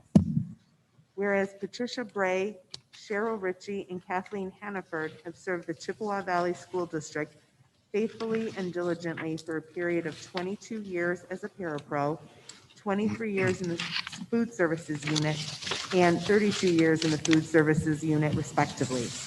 Whereas Patricia Bray, Cheryl Ritchie, and Kathleen Hannaford, through their leadership, have had a positive impact on the staff, students, and the community. Whereas Patricia Bray, Cheryl Ritchie, and Kathleen Hannaford, conscientious, loyal, hardworking employees, have elected to retire. And whereas Patricia Bray, Cheryl Ritchie, and Kathleen Hannaford will be missed by all their school colleagues. Now, therefore, be it resolved that the Board of Education of the Chippewa Valley School District, not only on their behalf, but also that of the Superintendent of Schools and the administration, extend their thanks and appreciation for a job well done, as well as best wishes for the future. Be it further resolved that this resolution, having been adopted by the Board of Education of the Chippewa Valley School District on the 19th day of April 2021, be made a permanent part of the records of the school district, and a copy sent to Patricia Bray, Cheryl Ritchie, and Kathleen Hannaford as an expression of our appreciation. Thank you, Ms. Podden. Mr. President, comments? I know that we have a new teacher hire. I don't know if they're here or online to be introduced or. No, No. not here. No, not here. Okay, I just like to say welcome to the district, and we appreciate, we're looking forward to you working in our district. Absolutely. Thank you. Okay, very good. We'll move on to item E from the community. Mrs. Blaine, do we have any further slips to be handed? Is there anybody else that wanted to speak? Is there some additional slips, or this is all of them? Okay, great, thank you. Okay, we have a number of community members out here who are with us this evening to address the board. Just before I start, as customary, we always read the rules off so everybody's on the same page. And again, these are board comments to the board. These aren't questions. We go back and forth and debate anything. It's just some things you want to address the board with. As far as the rules for public participation at board meetings, public participation shall be permitted as indicated on the order of business. Attendees must register their intention to participate in the public portion of the meeting. Upon arrival at the meeting, participants must be recognized by the presiding officer and will be requested to preface their comments, their name, if and when appropriate. Each statement made by a participant shall be limited to 5 minutes duration. And again, if you've watched board meetings, I'll usually at the 4-minute mark, I'll give you a 1-minute warning so you can wrap it up. Participants shall direct all comments to the board and not to staff or other participants. All statements shall be directed to the presiding officer. No person may address or question board members individually. Complaints against identifiable school personnel may not be expressed in an open meeting. Such complaints should first be submitted in writing to the board and aired in open or closed session according to the wish of the persons involved. As presiding officer, I may interrupt, warn, or terminate a participant's statement when the statement is too lengthy, personally directed, abusive, obscene, or irrelevant. Request any individual to leave the meeting when the person does not observe reasonable decorum. Request the assistance of law enforcement in the removal of disorderly person when the person's conduct interferes with the orderly progress of the meeting. Call for a recess or adjournment to another time when the lack of public decorum so interferes with the orderly conduct of the meeting as to warrant such action, and waive these rules with the approval of the board when necessary for the protection of privacy or the administration of the board's business. So, okay. We have one more. Mhm. All right, so we will go ahead, and I guess when we announce your name, if you just come to the podium and give me maybe just announce your name and speak from there, and we'll begin. So, all right, a number of these here. First off, let's have Mr. Terry Prince. Mr. Prince.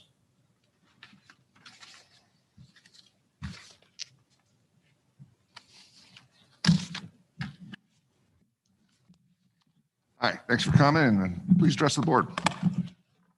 Good evening. It's good to be here. Good to see you all. Good to be seen.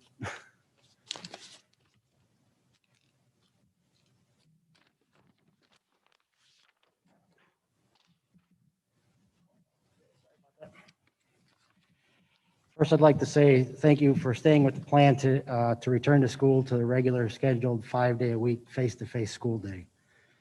Today is the first day in 13 months that all grade levels have been in the classroom as usual, relatively speaking. This was the first step in returning to a normalcy for our students. We need to continue to work in that direction and not in reverse. We need to keep looking for reasons to keep the schools open and not look for reasons to close them. I can give you 15,000 reasons to keep them open. Time and time again, the evidence has shown that the schools and the children are not super spreaders. We need to stop living in fear. We must have a reasonable mitigation techniques and apply them, but we must strive to keep the schools open. Now that live streaming is available and vaccines are more widely available, there should be nearly no reason to return to a closed or part-time schooling situation. The board and administration have to do their part by keeping the schools open, and let the parents do their part by using those options to keep sick or vulnerable students at home. Chippewa Valley Schools needs to return to being a leader and not a follower. Start leading by pushing back. Follow the real data, your own data that shows that we are unnecessarily quarantining students. How many students who have been quarantined have gone on to test positive? Mr. Roberts stated in February, if I remember correctly, that number was 0. I know that's changed since then. Of course, that's 2 months ago, and the figure is no longer 0 since that was from before 4 days a week and now 5 days a week in school. And it's hard to quantify due to the extenuating factors. But still, the data the administration puts out as case counts within the district that since the beginning of 2021, only 9 cases have been linked to other in-school cases. I believe Mr. Roberts pointed that out in his presentation earlier. We are quarantining hundreds and hundreds of students with very little benefits, but very real detriments. We need to stop unnecessary quarantines. Haven't these students suffered enough already? Finally, I want to bring your attention to the board bylaw number 0144.2 and 0144.3. Number 144.2 relates to ethics and states in part that their first and greatest concern must be for the educational welfare of the students attending the public schools. To that end, I believe that failing to keep the schools open would be a failure of that point, and implore the board to remember that should the administration present another option to close or reduce face-to-face in-school education.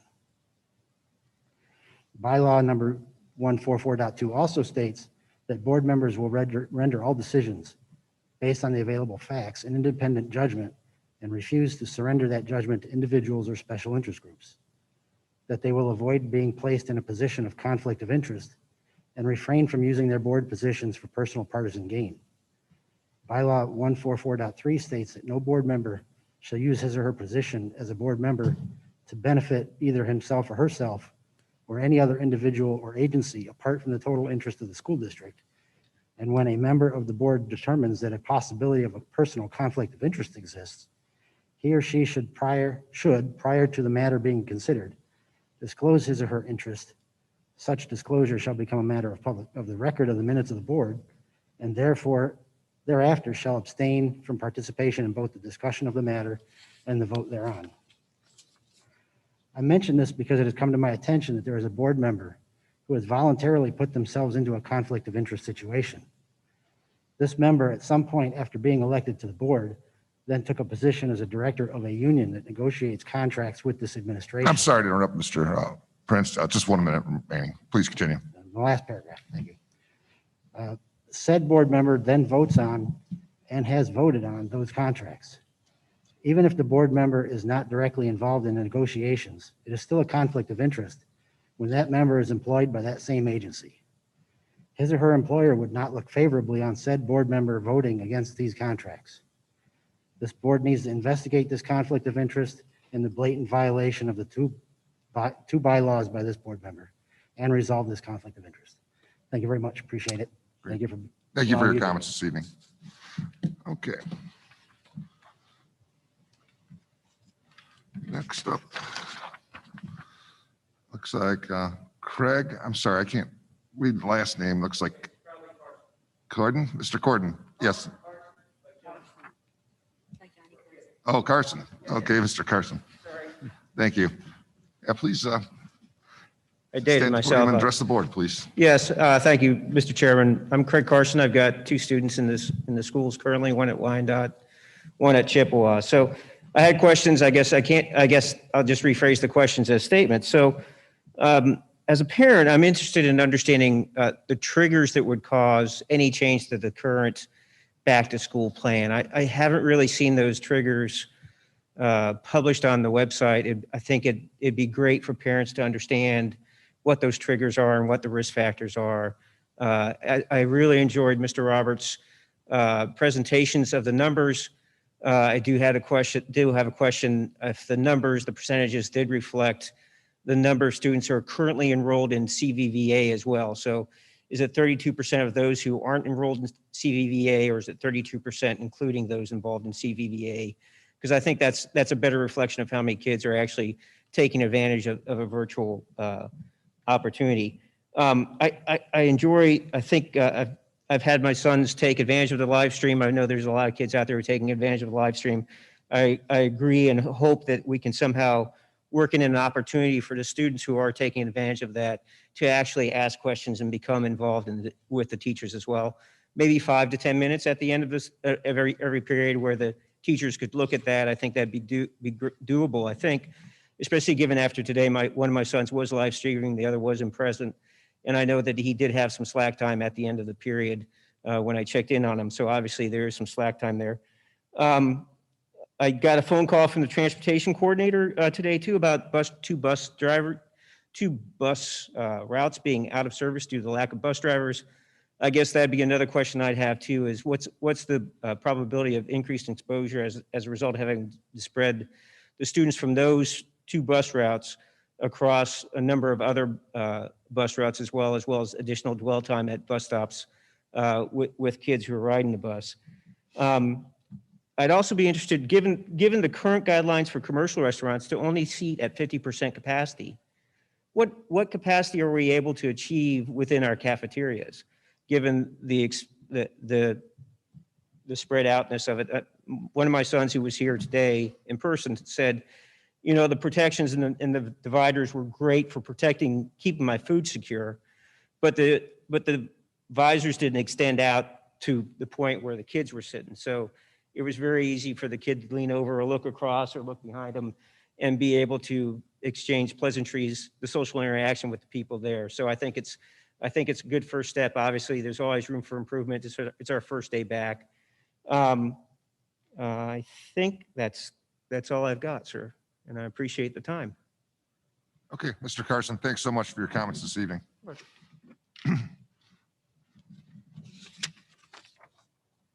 Okay, next I have Ms. Zelinski.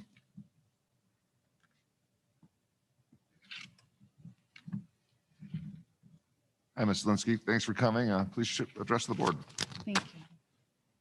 So I'm asking for an open mind from all of you. So as we gather today to discuss the best interests of our children, family, staff, and community. What is known today about SARS-2 and COVID-19 is far more than we knew a year ago. The reasoning behind the masks, the testing, the social distancing, the lockdowns, the cases, the deaths have become controversial. So what we know, lockdowns, school shutdowns, remote learning have consequences that may outweigh this virus. States that are fully open with no mask mandates are doing much better than Michigan. Most people have a 99.8% survival rate with the COVID-19 infection. There are proven medications to help a faster recovery. We know the vulnerable groups now, and we know how to protect them. We questioned the PCR tests that up until January 2021 were being done at 35 to 40 cycles, and we're giving a 70% plus false positive result. The cycles for testing were lowered and the cases dropped rapidly. We know the experimental vaccines still have many questions, and they need to be studied further. And we know that masks are not helping but hurting us.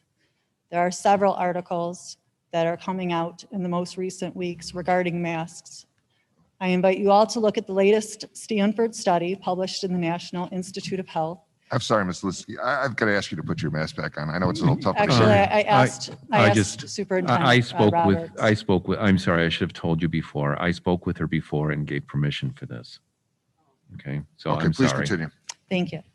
I invite all to look at the latest Stanford study. The study is peer-reviewed by 67 doctors, scientists, and scholars, and it's packed with data to back their conclusion. A small portion of that conclusion is as follows. The existing scientific evidences challenge the safety and efficiency of wearing face masks as preventative intervention for COVID-19. The data suggests that both medical and non-medical face masks are ineffective to block human-to-human transmission of viral and infectious disease such as SARS-2 and COVID-19, supporting against the usage of face masks. Wearing face masks has demonstrated to have substantial adverse psychological and physiological effects.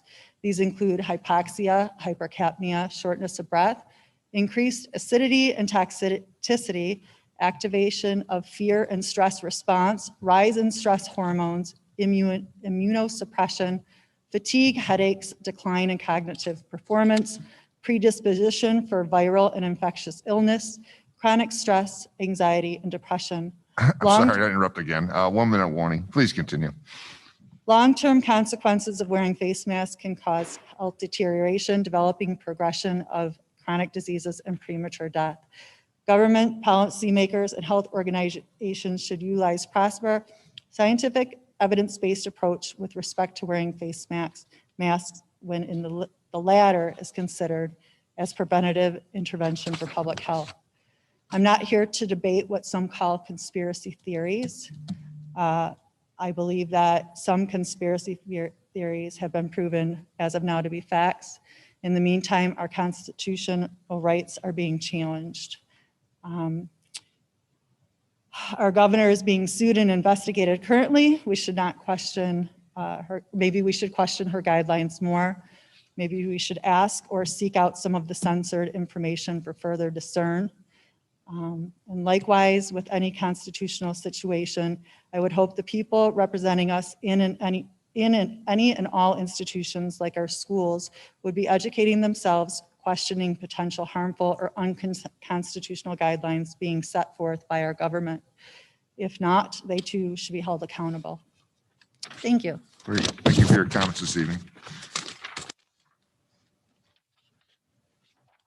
Okay, next up, Ms. Morelli.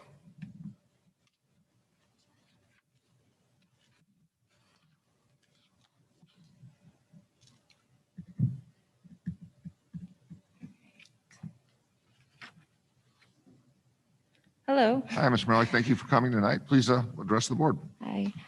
So my name is Tiffany Morelli. I have a kindergartner, 8th grader, and 11th grader. I also have a father that is a retired teacher and coach from the district, so I have much respect for the teachers and schools. I want to say thank you to the board and district for returning the kids to face and now giving everyone a choice.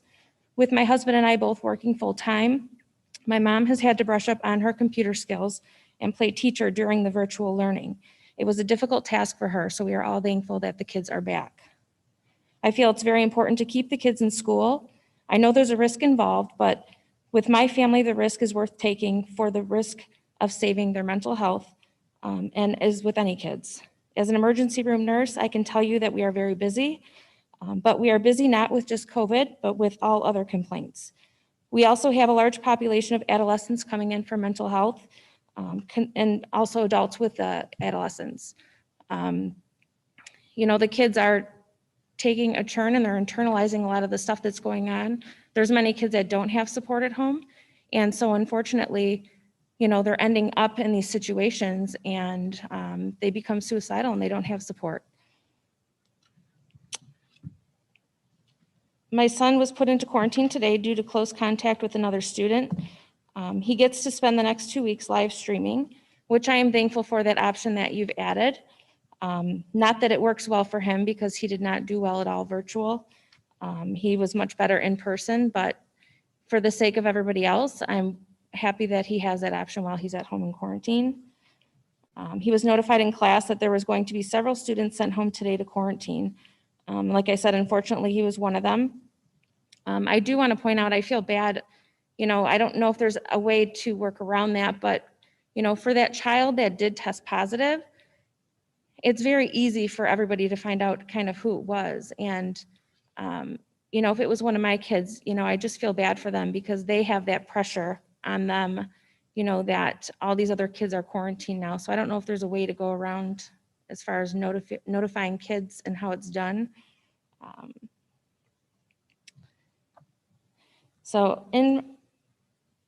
I just put, I hope we can continue with face-to-face and push through this together.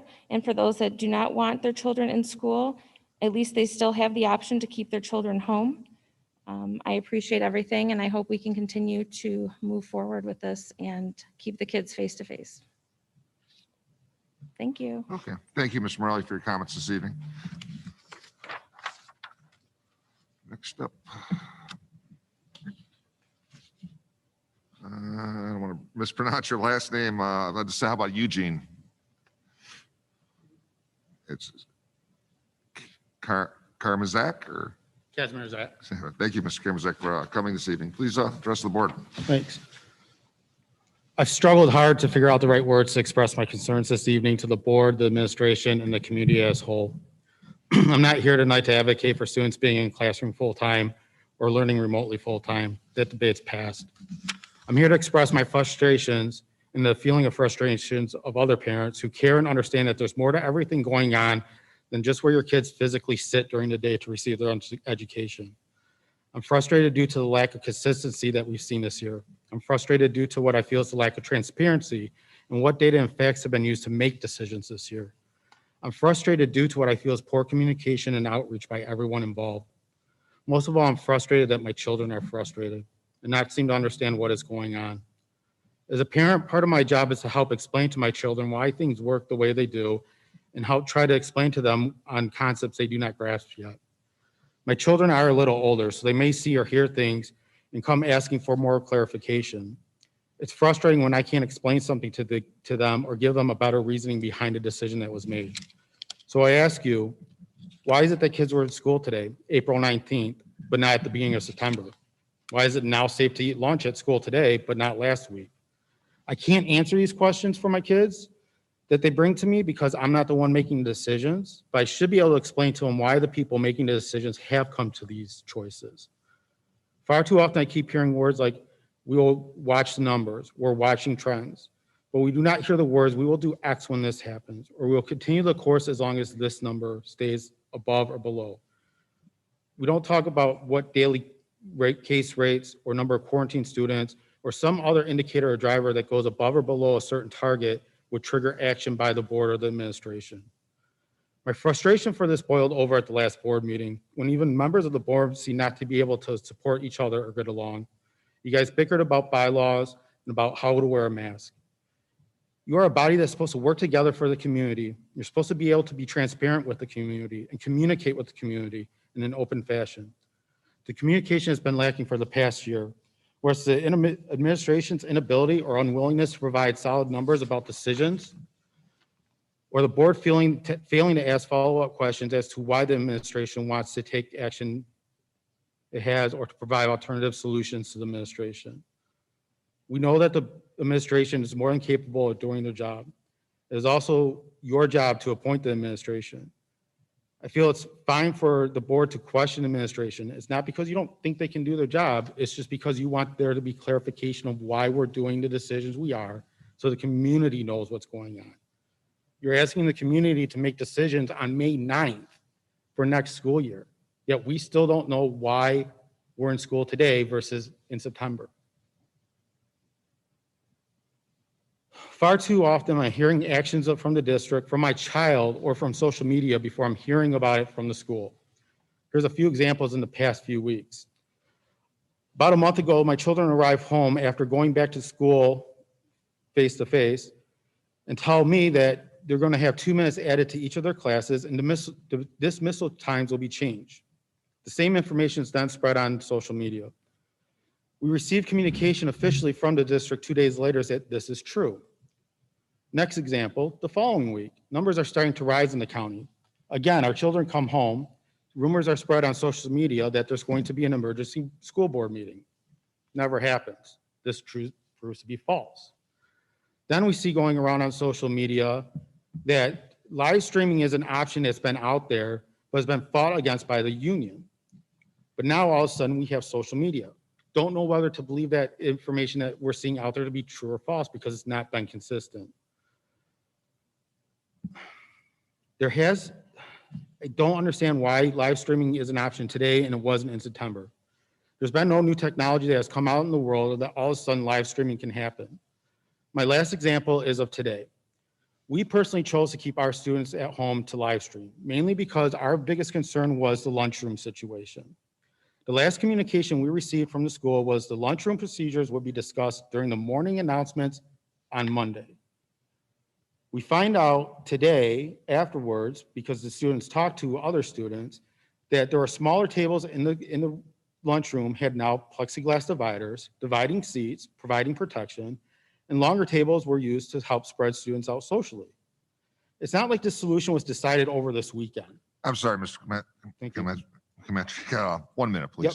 Why couldn't this been communicated to parents so that we could make an informed decision and be comfortable with what it means for us to send our kids back to school? Again, to me, this is no longer about kids being in school or not. It's about the community learning from all the mistakes that we have made this past year and learning what our weaknesses are. We have had terrible communication as a district. We're terrible at planning as a district. I understand that no one could have been totally prepared for the pandemic, but honestly, there had to be some disaster mitigation plans in place. I feel we've been running by the seat of our pants and just trying to figure it out as we go. It's well over a year into this pandemic, and you guys are still talking that you don't know what you're going to do for next year. There should be plans in place. There's got to be drivers. There's got to be numbers. There's got to be something. Whatever you guys are looking at, please communicate it with us. You want us to make decisions on whether we think it's safe to send our kids back to school face-to-face or through CVA and within a month. And we don't know what you're basing your decisions on for sending our kids back to school. It's unfair. Please be more open. And I hope that we use the funding that we've gained for technology in this last year due to COVID in the right way. We are a school district that's the second most indebted in the state.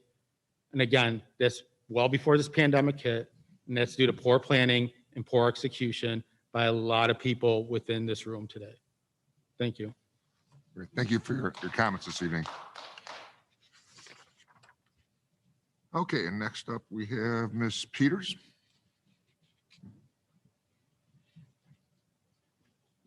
Hi, Ms. Peters, thank you for coming this evening. Please address the board. I can't see your sign, I'm sorry. First and foremost, thank you all for stepping up to the plate and being a public servant. That is a huge responsibility, especially when it comes to children. The great news is you guys have opened up 5 days, which means you relied on real science and data. We've come to know a lot about the virus. We've learned that children are extremely unlikely to get the virus. They're extremely unlikely to spread it, and they're extremely unlikely to get seriously ill if they do get it. In-person learning in schools has not been associated with substantial community transmission. That's from the CDC, recently reported, and numerous multiple studies. I share this with you to give you more confidence that you're doing the right thing. The journal Pediatrics published a Duke University-led study this month that examined what happened when students and staff showed up at school with COVID-19. It found that with in-school infections, they were extremely rare. Other detailed contact tracing efforts found the same thing. Kids and staff really don't spread the virus at school. As we know, this pandemic has set back the learning for all students. The rising rate of depression and anxiety and the loss of student learning has itself been its own pandemic.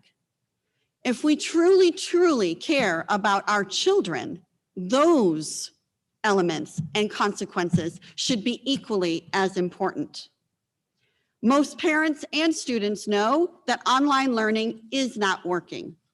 There's already been multiple studies of failing grades in distant learning. During remote learning, many students don't even show up.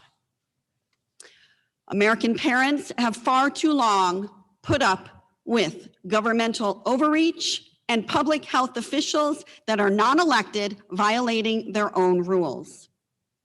But I'll tell you who has been going 100% to schools. China. 195 million students, K through 12, are learning in person in Chinese schools. Meanwhile, millions of American public school students are learning in a failed remote system that can't even keep track of thousands of students that haven't shown up to class all year. 15 years in dozens of countries, in 2018, 15-year-olds in dozens of countries participated in a test called the PISA test. It measures reading ability, math, science, literacy, and other skills.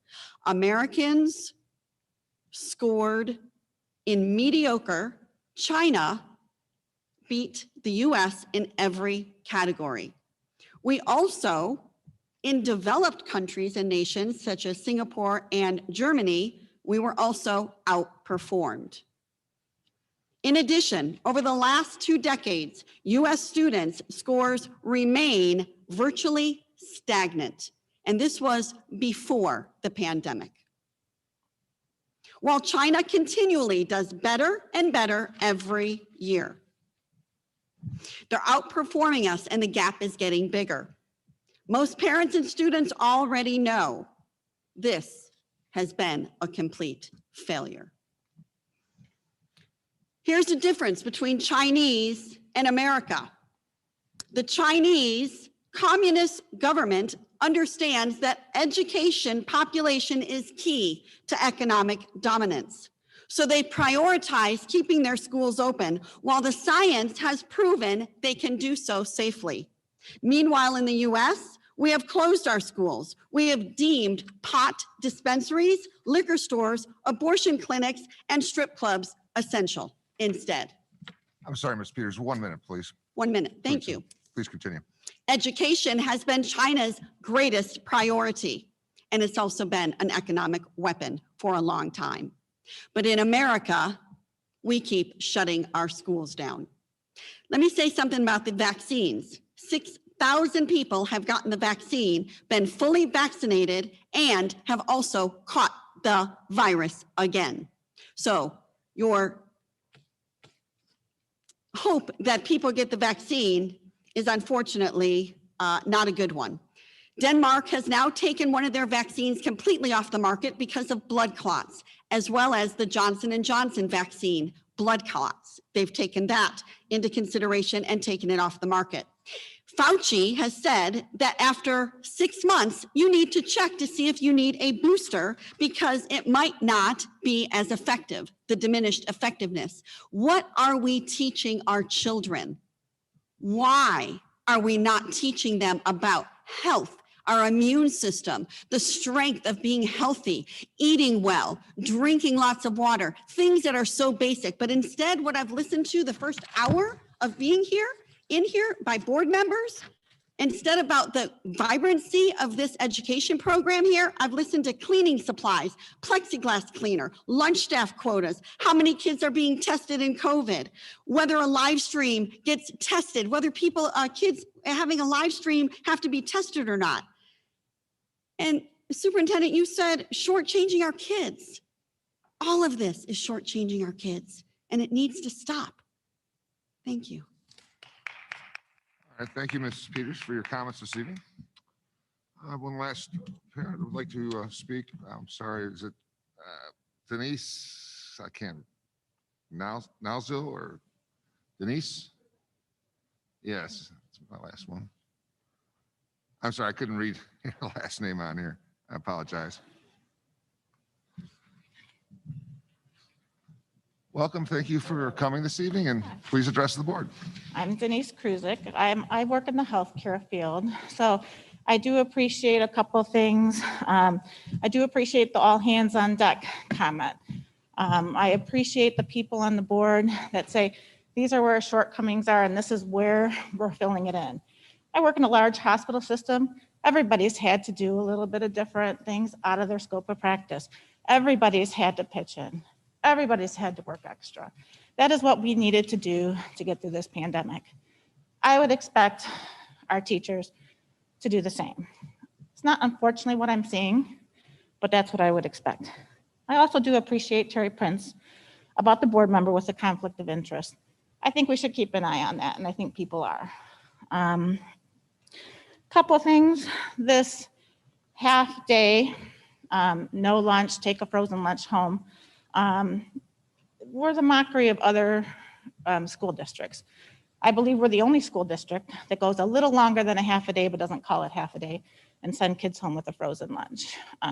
Not sure where that idea came in from, because other people are managing the lunch this far out. We should not be managing the lunch situation a month or two before school ends. This, other people are doing it where their last class right before lunch, they're eating there. This has been, other schools have managed this and been in lunchrooms for almost the whole year, if not at least since January. I think where the frustration comes in is you guys are so far behind in catching up. You're so worried about the numbers, and I understand the numbers. But I also understand the numbers of 24% of 5 to 11-year-olds and 31% of 12 to 17-year-olds are now having to seek psychiatric help. When the board members tell me that they care about my kids, I don't see that. I don't see that at all. It's a number to you. I never see it addressed. Thank God for Miss Ede at Dakota, because let me tell you, I would tell anybody not to go to Dakota High School ever. And the plain fact that I did not pull my kids out is the regret I will die with.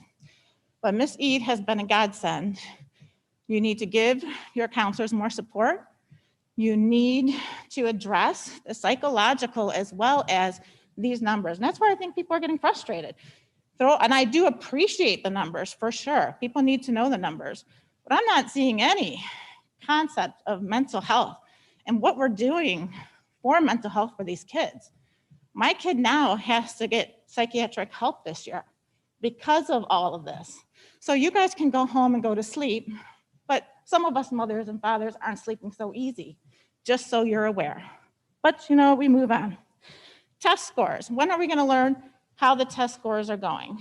I know my one daughter says they're supposed to go up 5%. She went up 1%. I hope that through these numbers, not only with the psychiatric help that people are getting, but the low test scores, maybe you'll look back and say, maybe we could have made better decisions. As far as the CDC, I understand the 7, 10 to 14 days quarantine period and why people can't get tested out. It's because if you've had COVID, sometimes you're still going to test positive for up to 3 months later. So if you've had COVID in the past, you may be exposed to quarantine. But these are things I would expect the board members to know, either through some kind of physician access. I question who you guys are getting your medical information from besides just the numbers at the health department. I'm sorry to interrupt, Denise. 1 minute wrap up. Please continue. Thank you. So CDC in itself says an exposure is 15 minutes within 6 feet without masks. Now, I know we are going above and beyond, and that is why the numbers are low. We are 6 feet apart. Kids are still being quarantined, even if both are wearing masks, which far exceeds the CDC guidelines. So we need to get these kids back to school. I would have liked the school board to address more of the psychological impact that these kids are having. I see no more money going to it. I see no more effort going to it. I think it's a shame, and I'm going to be honest, if I had to give this board group a grade, it would be a D. That's all I have to say. Thank you. Okay, thank you for your comments this evening. I want to thank all community members for coming out and joining us on our first in-person board meeting and sharing your thoughts with us. We much appreciate it and the time you took to share them with us this evening. Okay, we will move on to F, old business. I have none this evening. Moving to G, new business. G1, reconfirm the extended COVID-19 learning plan. Mr. Roberts. A recommended motion that the Chippewa Valley Schools Board of Education reconfirm the extended COVID-19 learning plan for the 2021 school year. Motion, please. Moved by Ms. Aquino. I'll support. Supported by Mr. Soba. Rationale, please. This is a requirement of Public Act 149. It must be done on a monthly basis.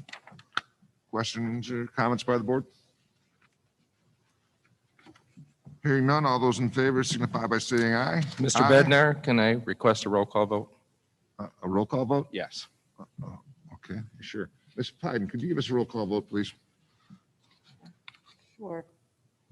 Dr. Andriashko. No. Ms. Aquino. Mr. McZeck. Yes. Mr. Soba. Yes. Mr. Bednar. Yes. Myself, no. Okay, 5-2 is I approved. didn't get a vote. Oh, I'm sorry, Mr. I'm sorry. Wojtovich. Yes. Okay, sorry about that, Bob. 5-2, motion passes. All right, moving on.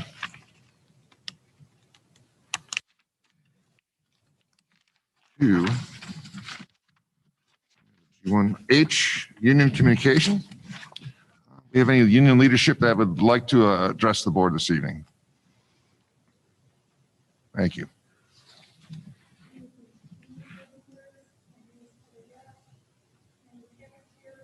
Professional and Monitors Union Group. Tonight, I would like to make the board aware of the vacancies within the district. There are currently 114 vacancies listed as of today. Of the 114 vacancies, 63 are positions within the unit I represent. Just 6 of those vacancies are temporary positions. What is most concerning is that 21 vacancies provide academic support to special education students. We are aware of about half of those have been contracted out to a private company. This means that 55% of the total vacancies in this district are positions within the paraprofessional and monitors unit. My unit is striving to give the best they can to this district, and they are being stretched thin. While the pandemic has played a part, we feel very strongly that the continuing low wages are truly the contributing factor to these vacancies. Thank you. Thank you, Mrs. Skaggs. Any other union leadership would like to address the Board of Education this evening? No? Okay, thank you. All right, moving on to I, administration reports. Mr. Roberts, any reports this evening? Just one item this evening. It's actually in the next thing under curriculum. I have nothing more on administration. Can I move to curriculum? Is Absolutely. that okay? Okay, then I'll go to Dr. Broski. Thank you, Mr. Roberts. Members of the board, tonight I'll be referencing the document entitled Read by Grade 3 Update in your packet.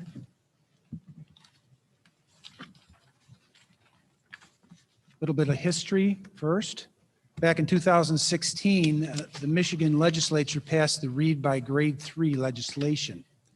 This law requires that students who are more than 1 year behind grade level in reading in the spring of their third grade year are subject to retention and additional support to provide improve their reading level. The retention component of the law is scheduled to take effect for this school year using the spring 2021 M-STEP English Language Arts assessment data. The third grade ELA reading assessment begins next week in Chippewa Valley. Last week, the U.S. Department of Education denied Michigan's second request to waive the federal requirement to administer state summative assessments for the 2020-21 school year, which includes the M-STEP third grade reading assessment. Due to the disruption of teaching and learning related to the pandemic over the past year, the State Board of Education passed a resolution on April 13th, setting aside the retention component of the read by grade 3 law. The resolution can be found on the second page of your document on the back.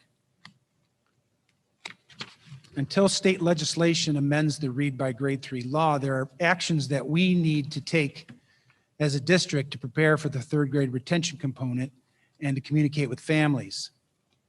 The law defines specific timelines and dates that districts and families must know and follow.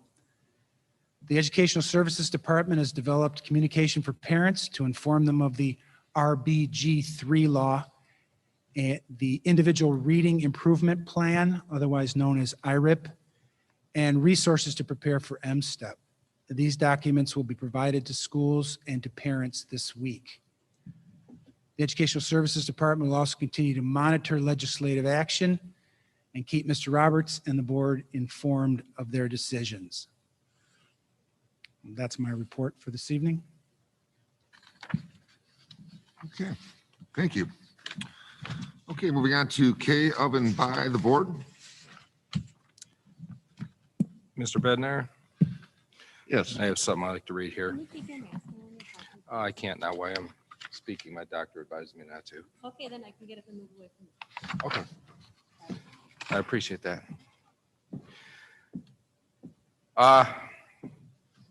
Up until tonight, I still haven't received the information that was requested at the last meeting. Question was simply, I would like the data showing how many of our students have been tested positive after having been in quarantine. After asking this information, things had gotten a little hostile toward me at the last meeting, even leading to a personal attack by one of the board members after the meeting. It was stated many times that we take action as a team. I am fully aware of this. This has been stated as if it was an answer to my request. I tried to get clarity because this was not related to the request I had made. I had tried to clarify my question, thinking that other members didn't understand what I said and that I had not made a call for action. As of today, the only reply up until today, the only reply I had gotten was that we take action as a group. And my request wasn't for taking action. My request was for information that had been totally ignored. This information seems to be a crucial part in helping make our decision and is information that as a board member I am entitled to. I will inform everyone, just in case some are not familiar with the bylaws of the Chippewa Valley School District, our own bylaws, section 0000 bylaws, title Authority, code PO 0143 states, no member of the board shall be denied documents or information to which he or she is legally entitled and which are required in the performance of his or her duties as a board member. Up until tonight, I hadn't gotten an answer, and even tonight, I've only gotten a partial answer when it was stated that our students in quarantine do not seem to be getting COVID. I still feel this is the data that we need, the numbers and the data that we need to make a legitimate decision. So again, I'm going to have to request the data, the numbers, the information on how many of our students in quarantine are actually getting tested positive after quarantine and what the time frame is after they're in quarantine. I have another question here, unrelated, to Mr. Roberts. Well, I'm assuming it's Mr. Roberts. If next year, if we would go back to school without any restrictions, would we still have the CVVA? And I am done.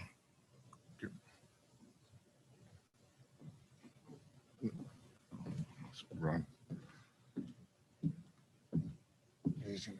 Ron, I don't know if you want to respond to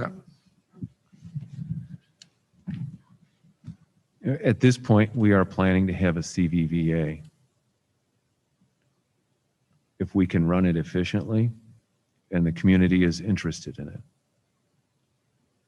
That would be even if we don't have any restrictions next year going back to school? At this point in time, we have to plan for that. Okay,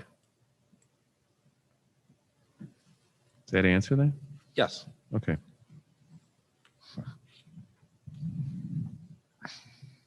Other questions, comments by the board? Statements? Jill?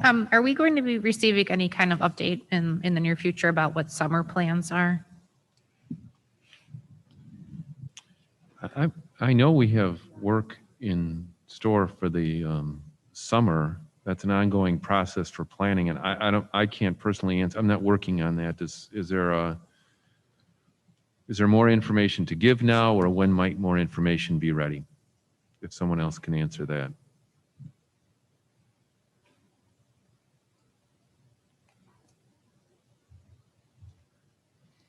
So we're going to have Mr. Kozlowski. We'll answer that question.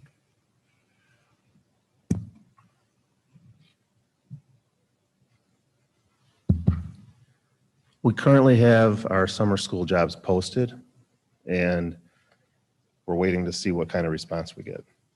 So last we checked, we had applicants that were about half the number of what we're hoping to be able to offer. So we're going to be meeting to reassess where we're at and figure out where we go from there. So who would it be offered to? Assuming you can get staff, let's take that out of the equation, because I know that's a key factor. Yeah, but we have several different programs. There was a confidential memo a few weeks ago that listed the different groups. It basically, there's something for everybody if we're able to do it. different than it has been in previous years when you're saying something for everybody. We have more, we're attempting to do more than what we've done in the past, yes. Okay.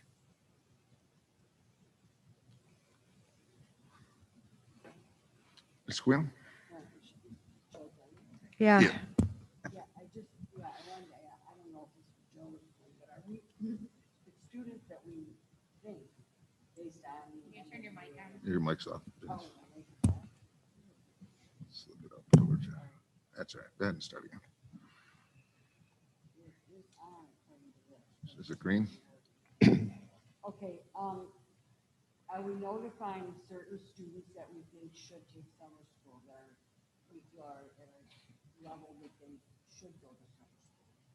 Based on testing, based on reading level? We will be doing that, but we're not to that point yet because we're still trying to figure out what we're going to be able to offer based on the staff that we have available.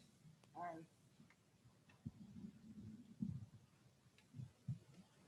And are we going to just have in-person summer program, in-person only? Right now, we're planning for multiple options. Oh, yeah. Yep.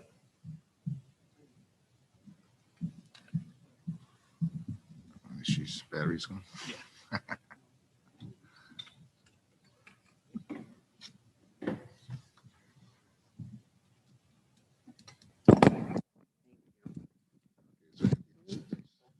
It's working now. I don't have anything to say. Okay, that's all I wanted to know was if, I know in the past, especially at the elementary level, that we had certain students that after the MTSS programs were finished, were identified as students that were kind of at risk for the third grade reading option.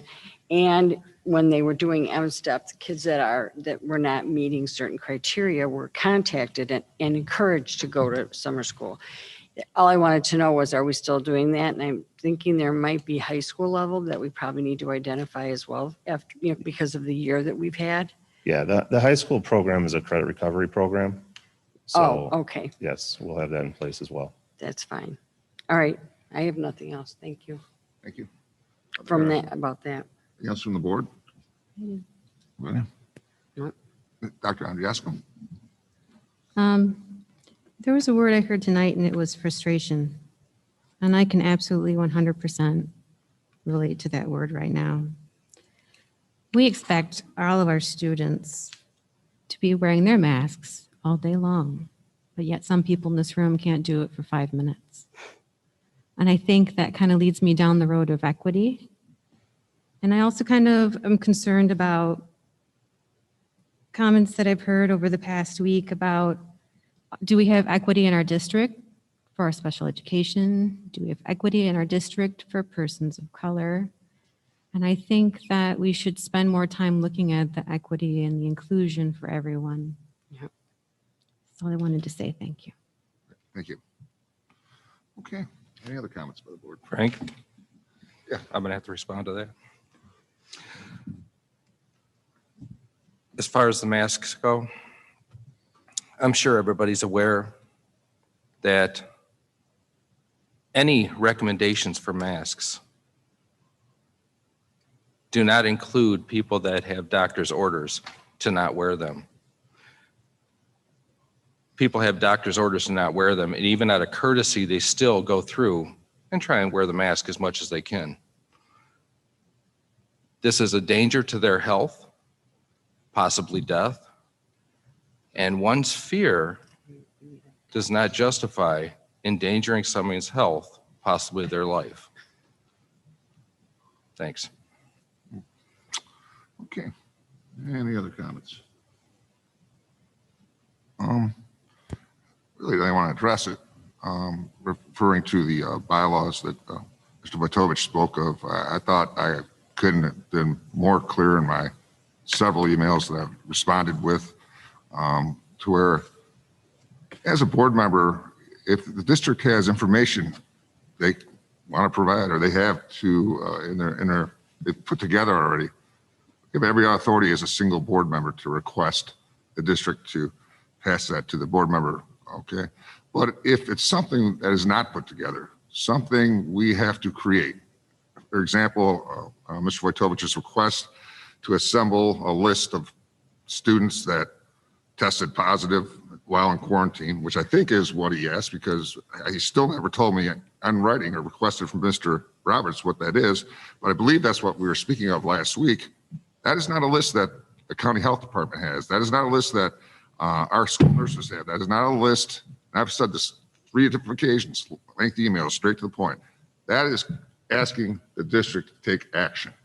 When you want the district to take action, you have to have board majority.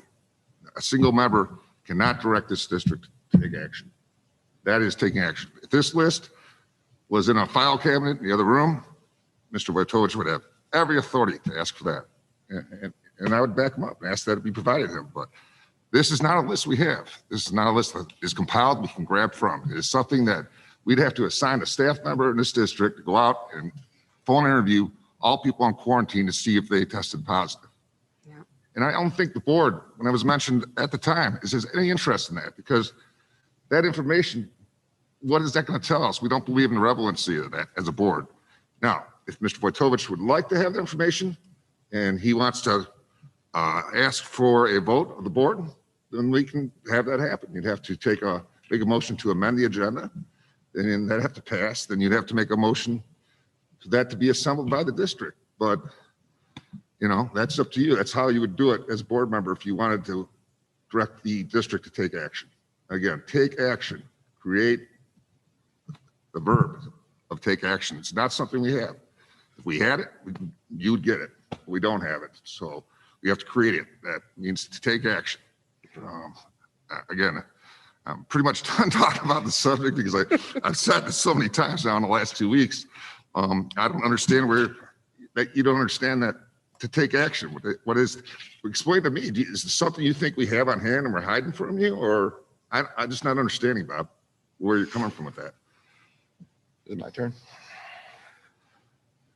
Yeah, actually, the claim that we don't have that information, or I've also heard the statement, we don't know where they acquired it. I don't understand how we don't have that. It's real simple. The people that go into quarantine, if all of a sudden they have to go into quarantine because they're tested positive, that is information right there. We should already have that on file.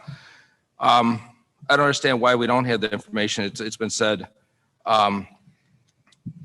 many times. Students aren't getting COVID from school. They're getting it from karate. Now this I don't understand because I'm familiar with one of the largest karate schools in the area, and they have been open the whole time. They've only had one case of a student being tested positive, and that wasn't even from the school. This was a student that called in and notified them that they had just been tested positive from outside. After that, there was an abundance of testing throughout the school, and there were no other positive cases. So if we know that they're getting it from karate, then why don't we know how many of the students have to go back into quarantine because all of a sudden they tested positive because they were in quarantine due to somebody else being tested positive? It wouldn't be. Why don't we have this information? I don't understand. This is not a take action. This is information we should already have. And I was under the understanding by a lot of comments that were being made that we had this information. This seems pretty clear to me. And it's not a take action. It seems like a information provided. Yeah, I think we asked this last week too, so we're repeating again. Mr. Roberts, do we have a list on file with Chippewa Valley Schools that's been created by our district that tells how many children have tested positive while on quarantine? Well, Do they have such a list? By quarantine because they were exposed. I to think that the best way to start looking at this information is at the to look at the COVID case report, which is online. And the COVID case report uses an asterisk to show you linked cases. So I'm thinking that that's might be part of it or could be the answer. I'm not sure. But so I would have, Mr. Wojtovich, if you look at the case report, you can see an asterisk next to a student's name and it'll say link to such and such case. So I think that might be the closest to what is already prepared, and it's on the website. So I guess if it's not that, then I need to understand more what it is that we would have. I need to hear more, but I think that could be it. Bob, did you catch that? Bob? I guess the question is, if we don't know how many kids are going back into quarantine, I guess I'd say why. And also, how do we know, if we don't know this information, how do we know they're not getting it from school? How do we know they're getting it from karate, per se?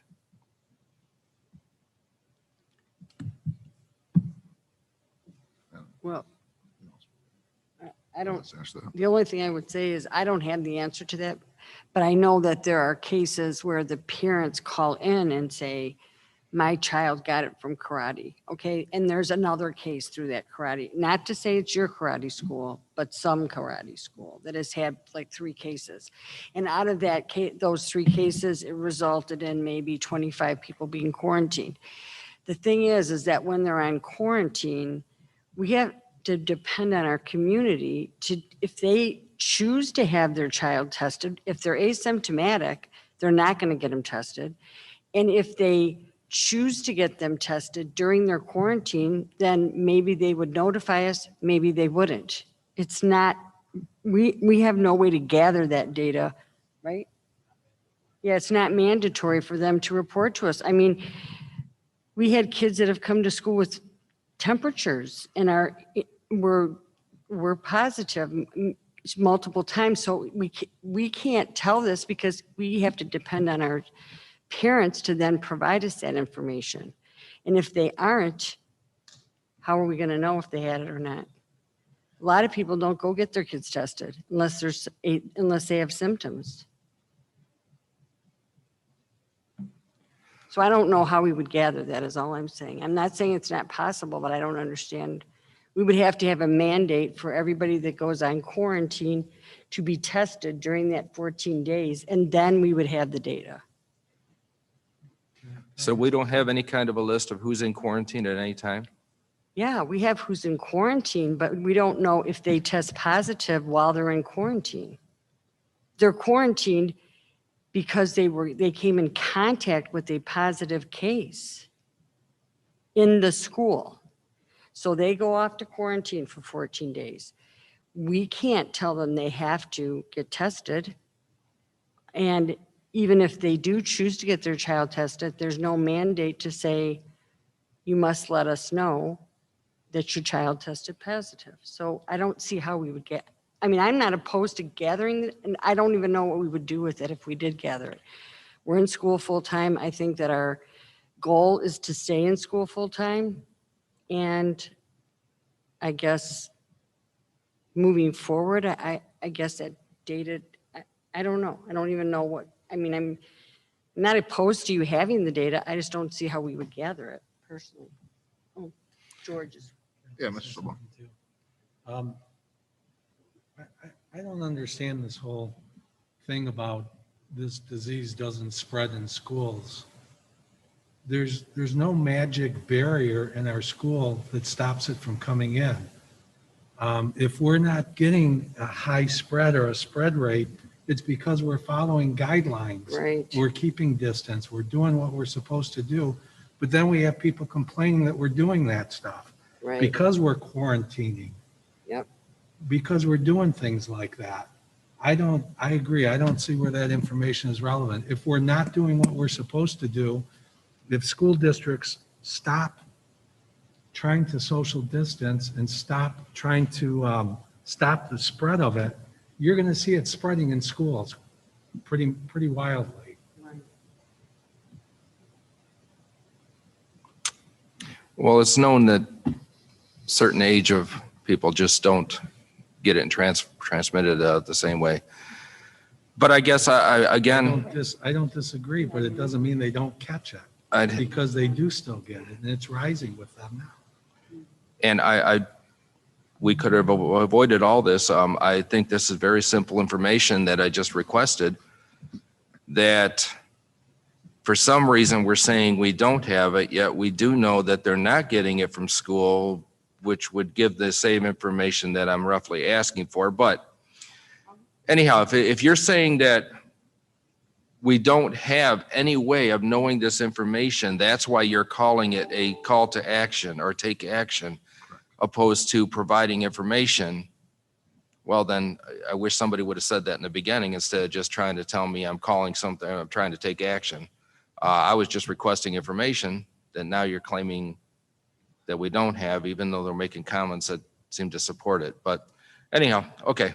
Okay, so, yeah, I have explained this 3 times to you in emails, word for word, what I just said. I have And to don't disagree understand, with you kept that. on firing back one going, well, I'm not asking for action. I want information. I'm like, we don't have that information for us to create that would take action. And that's what's going to take a board motion. So with that said, Bob, would you like to amend the agenda to put that on for a vote? If people would go along with it, yeah, I would. mean, I'd like to we're get not that gonna find out information. unless we try to amend the agenda and take a vote. That's the only way we're going to be able to find out if people were supportive of that. So you'd first have to make a motion to amend. Okay. It has to be seconded, and then a roll call. I'll make a motion to amend the agenda to get that information. And I'll second your motion, Mr. Vojtovich. Okay, so we have a motion to amend the agenda, seconded by Mr. Vojtovich, seconded by Ms. Pyden. Ms. Pyden, could you give us a roll call vote, please? Sure. Mr. Vojtovich, Yes. myself, no. Oh, no, this is just to amend the agenda, correct? Correct, just for the Then amendment. yes. Dr. Andriashko, Yes. Ms. Aquino, Mr. Bednar. Yes? Ms. Demink-Zak. Yes. No. 6-1, motion carries. Okay, motion carries. So we're going to amend the agenda. I guess the motion would be put into item, we'll move this motion to item L and move adjournment to item M, providing it passes. Okay, so Mr. Vojtovich, what you'd like to make a motion, please make the motion and tell us exactly what information you're looking for. And A then- motion to look into the data on how many of our students that were put into quarantine due to being in close contact with somebody are not personally being tested themselves positive, but how many of those students were eventually tested positive? Okay, so if I understand it right, a motion to ask the district to present information, to gather information for us, for the board regarding children or students who had been put in quarantine following a positive, being within proximity of a positive person who were quarantined. How many of those after being quarantined tested positive? Yes. Is that it? I want to make sure I got this right for you. Yes. Okay, very good. All right. So that is the motion. This is item L. Can have some support.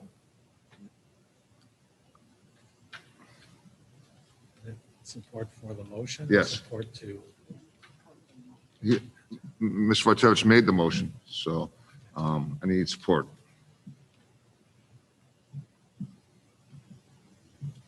Any support for Mr. Wojtovich's motion? Seeing no support, the motion is failed. We will not vote. So, all right. Mr. Wojtovich, any further on that? No, but I wish somebody would have just explained that to me in the beginning. Okay. Anything further? Mr. Quino? Any of our employees or students that cannot wear a mask have to provide a waiver from their doctor, and I would request that Mr. Wojtovich provide the same waiver. Okay. Mr. Wojtovich, did you hear that? Oh, I am wearing a mask. Okay. So when you remove it from your, You said, I understand your doctor. yeah, you have a doctor's waiver or something you can present? I understand that. I'm not opposed to that, but I just mean everybody else in our district has to provide a waiver, and I would ask that you then bring us a note that said sometimes you have to remove your mask if you have a medical condition. You only can put that on file. Well, I'm not sure if I'm obligated to do that, but I'll look into that. Okay, thank you. Okay. All right, if nothing further, motion to adjourn, item M. move. Support. Moved by Mr. Sobal, supported by Dr. Iandasco. Oh. Okay, okay. All those in favor? Aye. Aye. Opposed? We are adjourning at 8:37.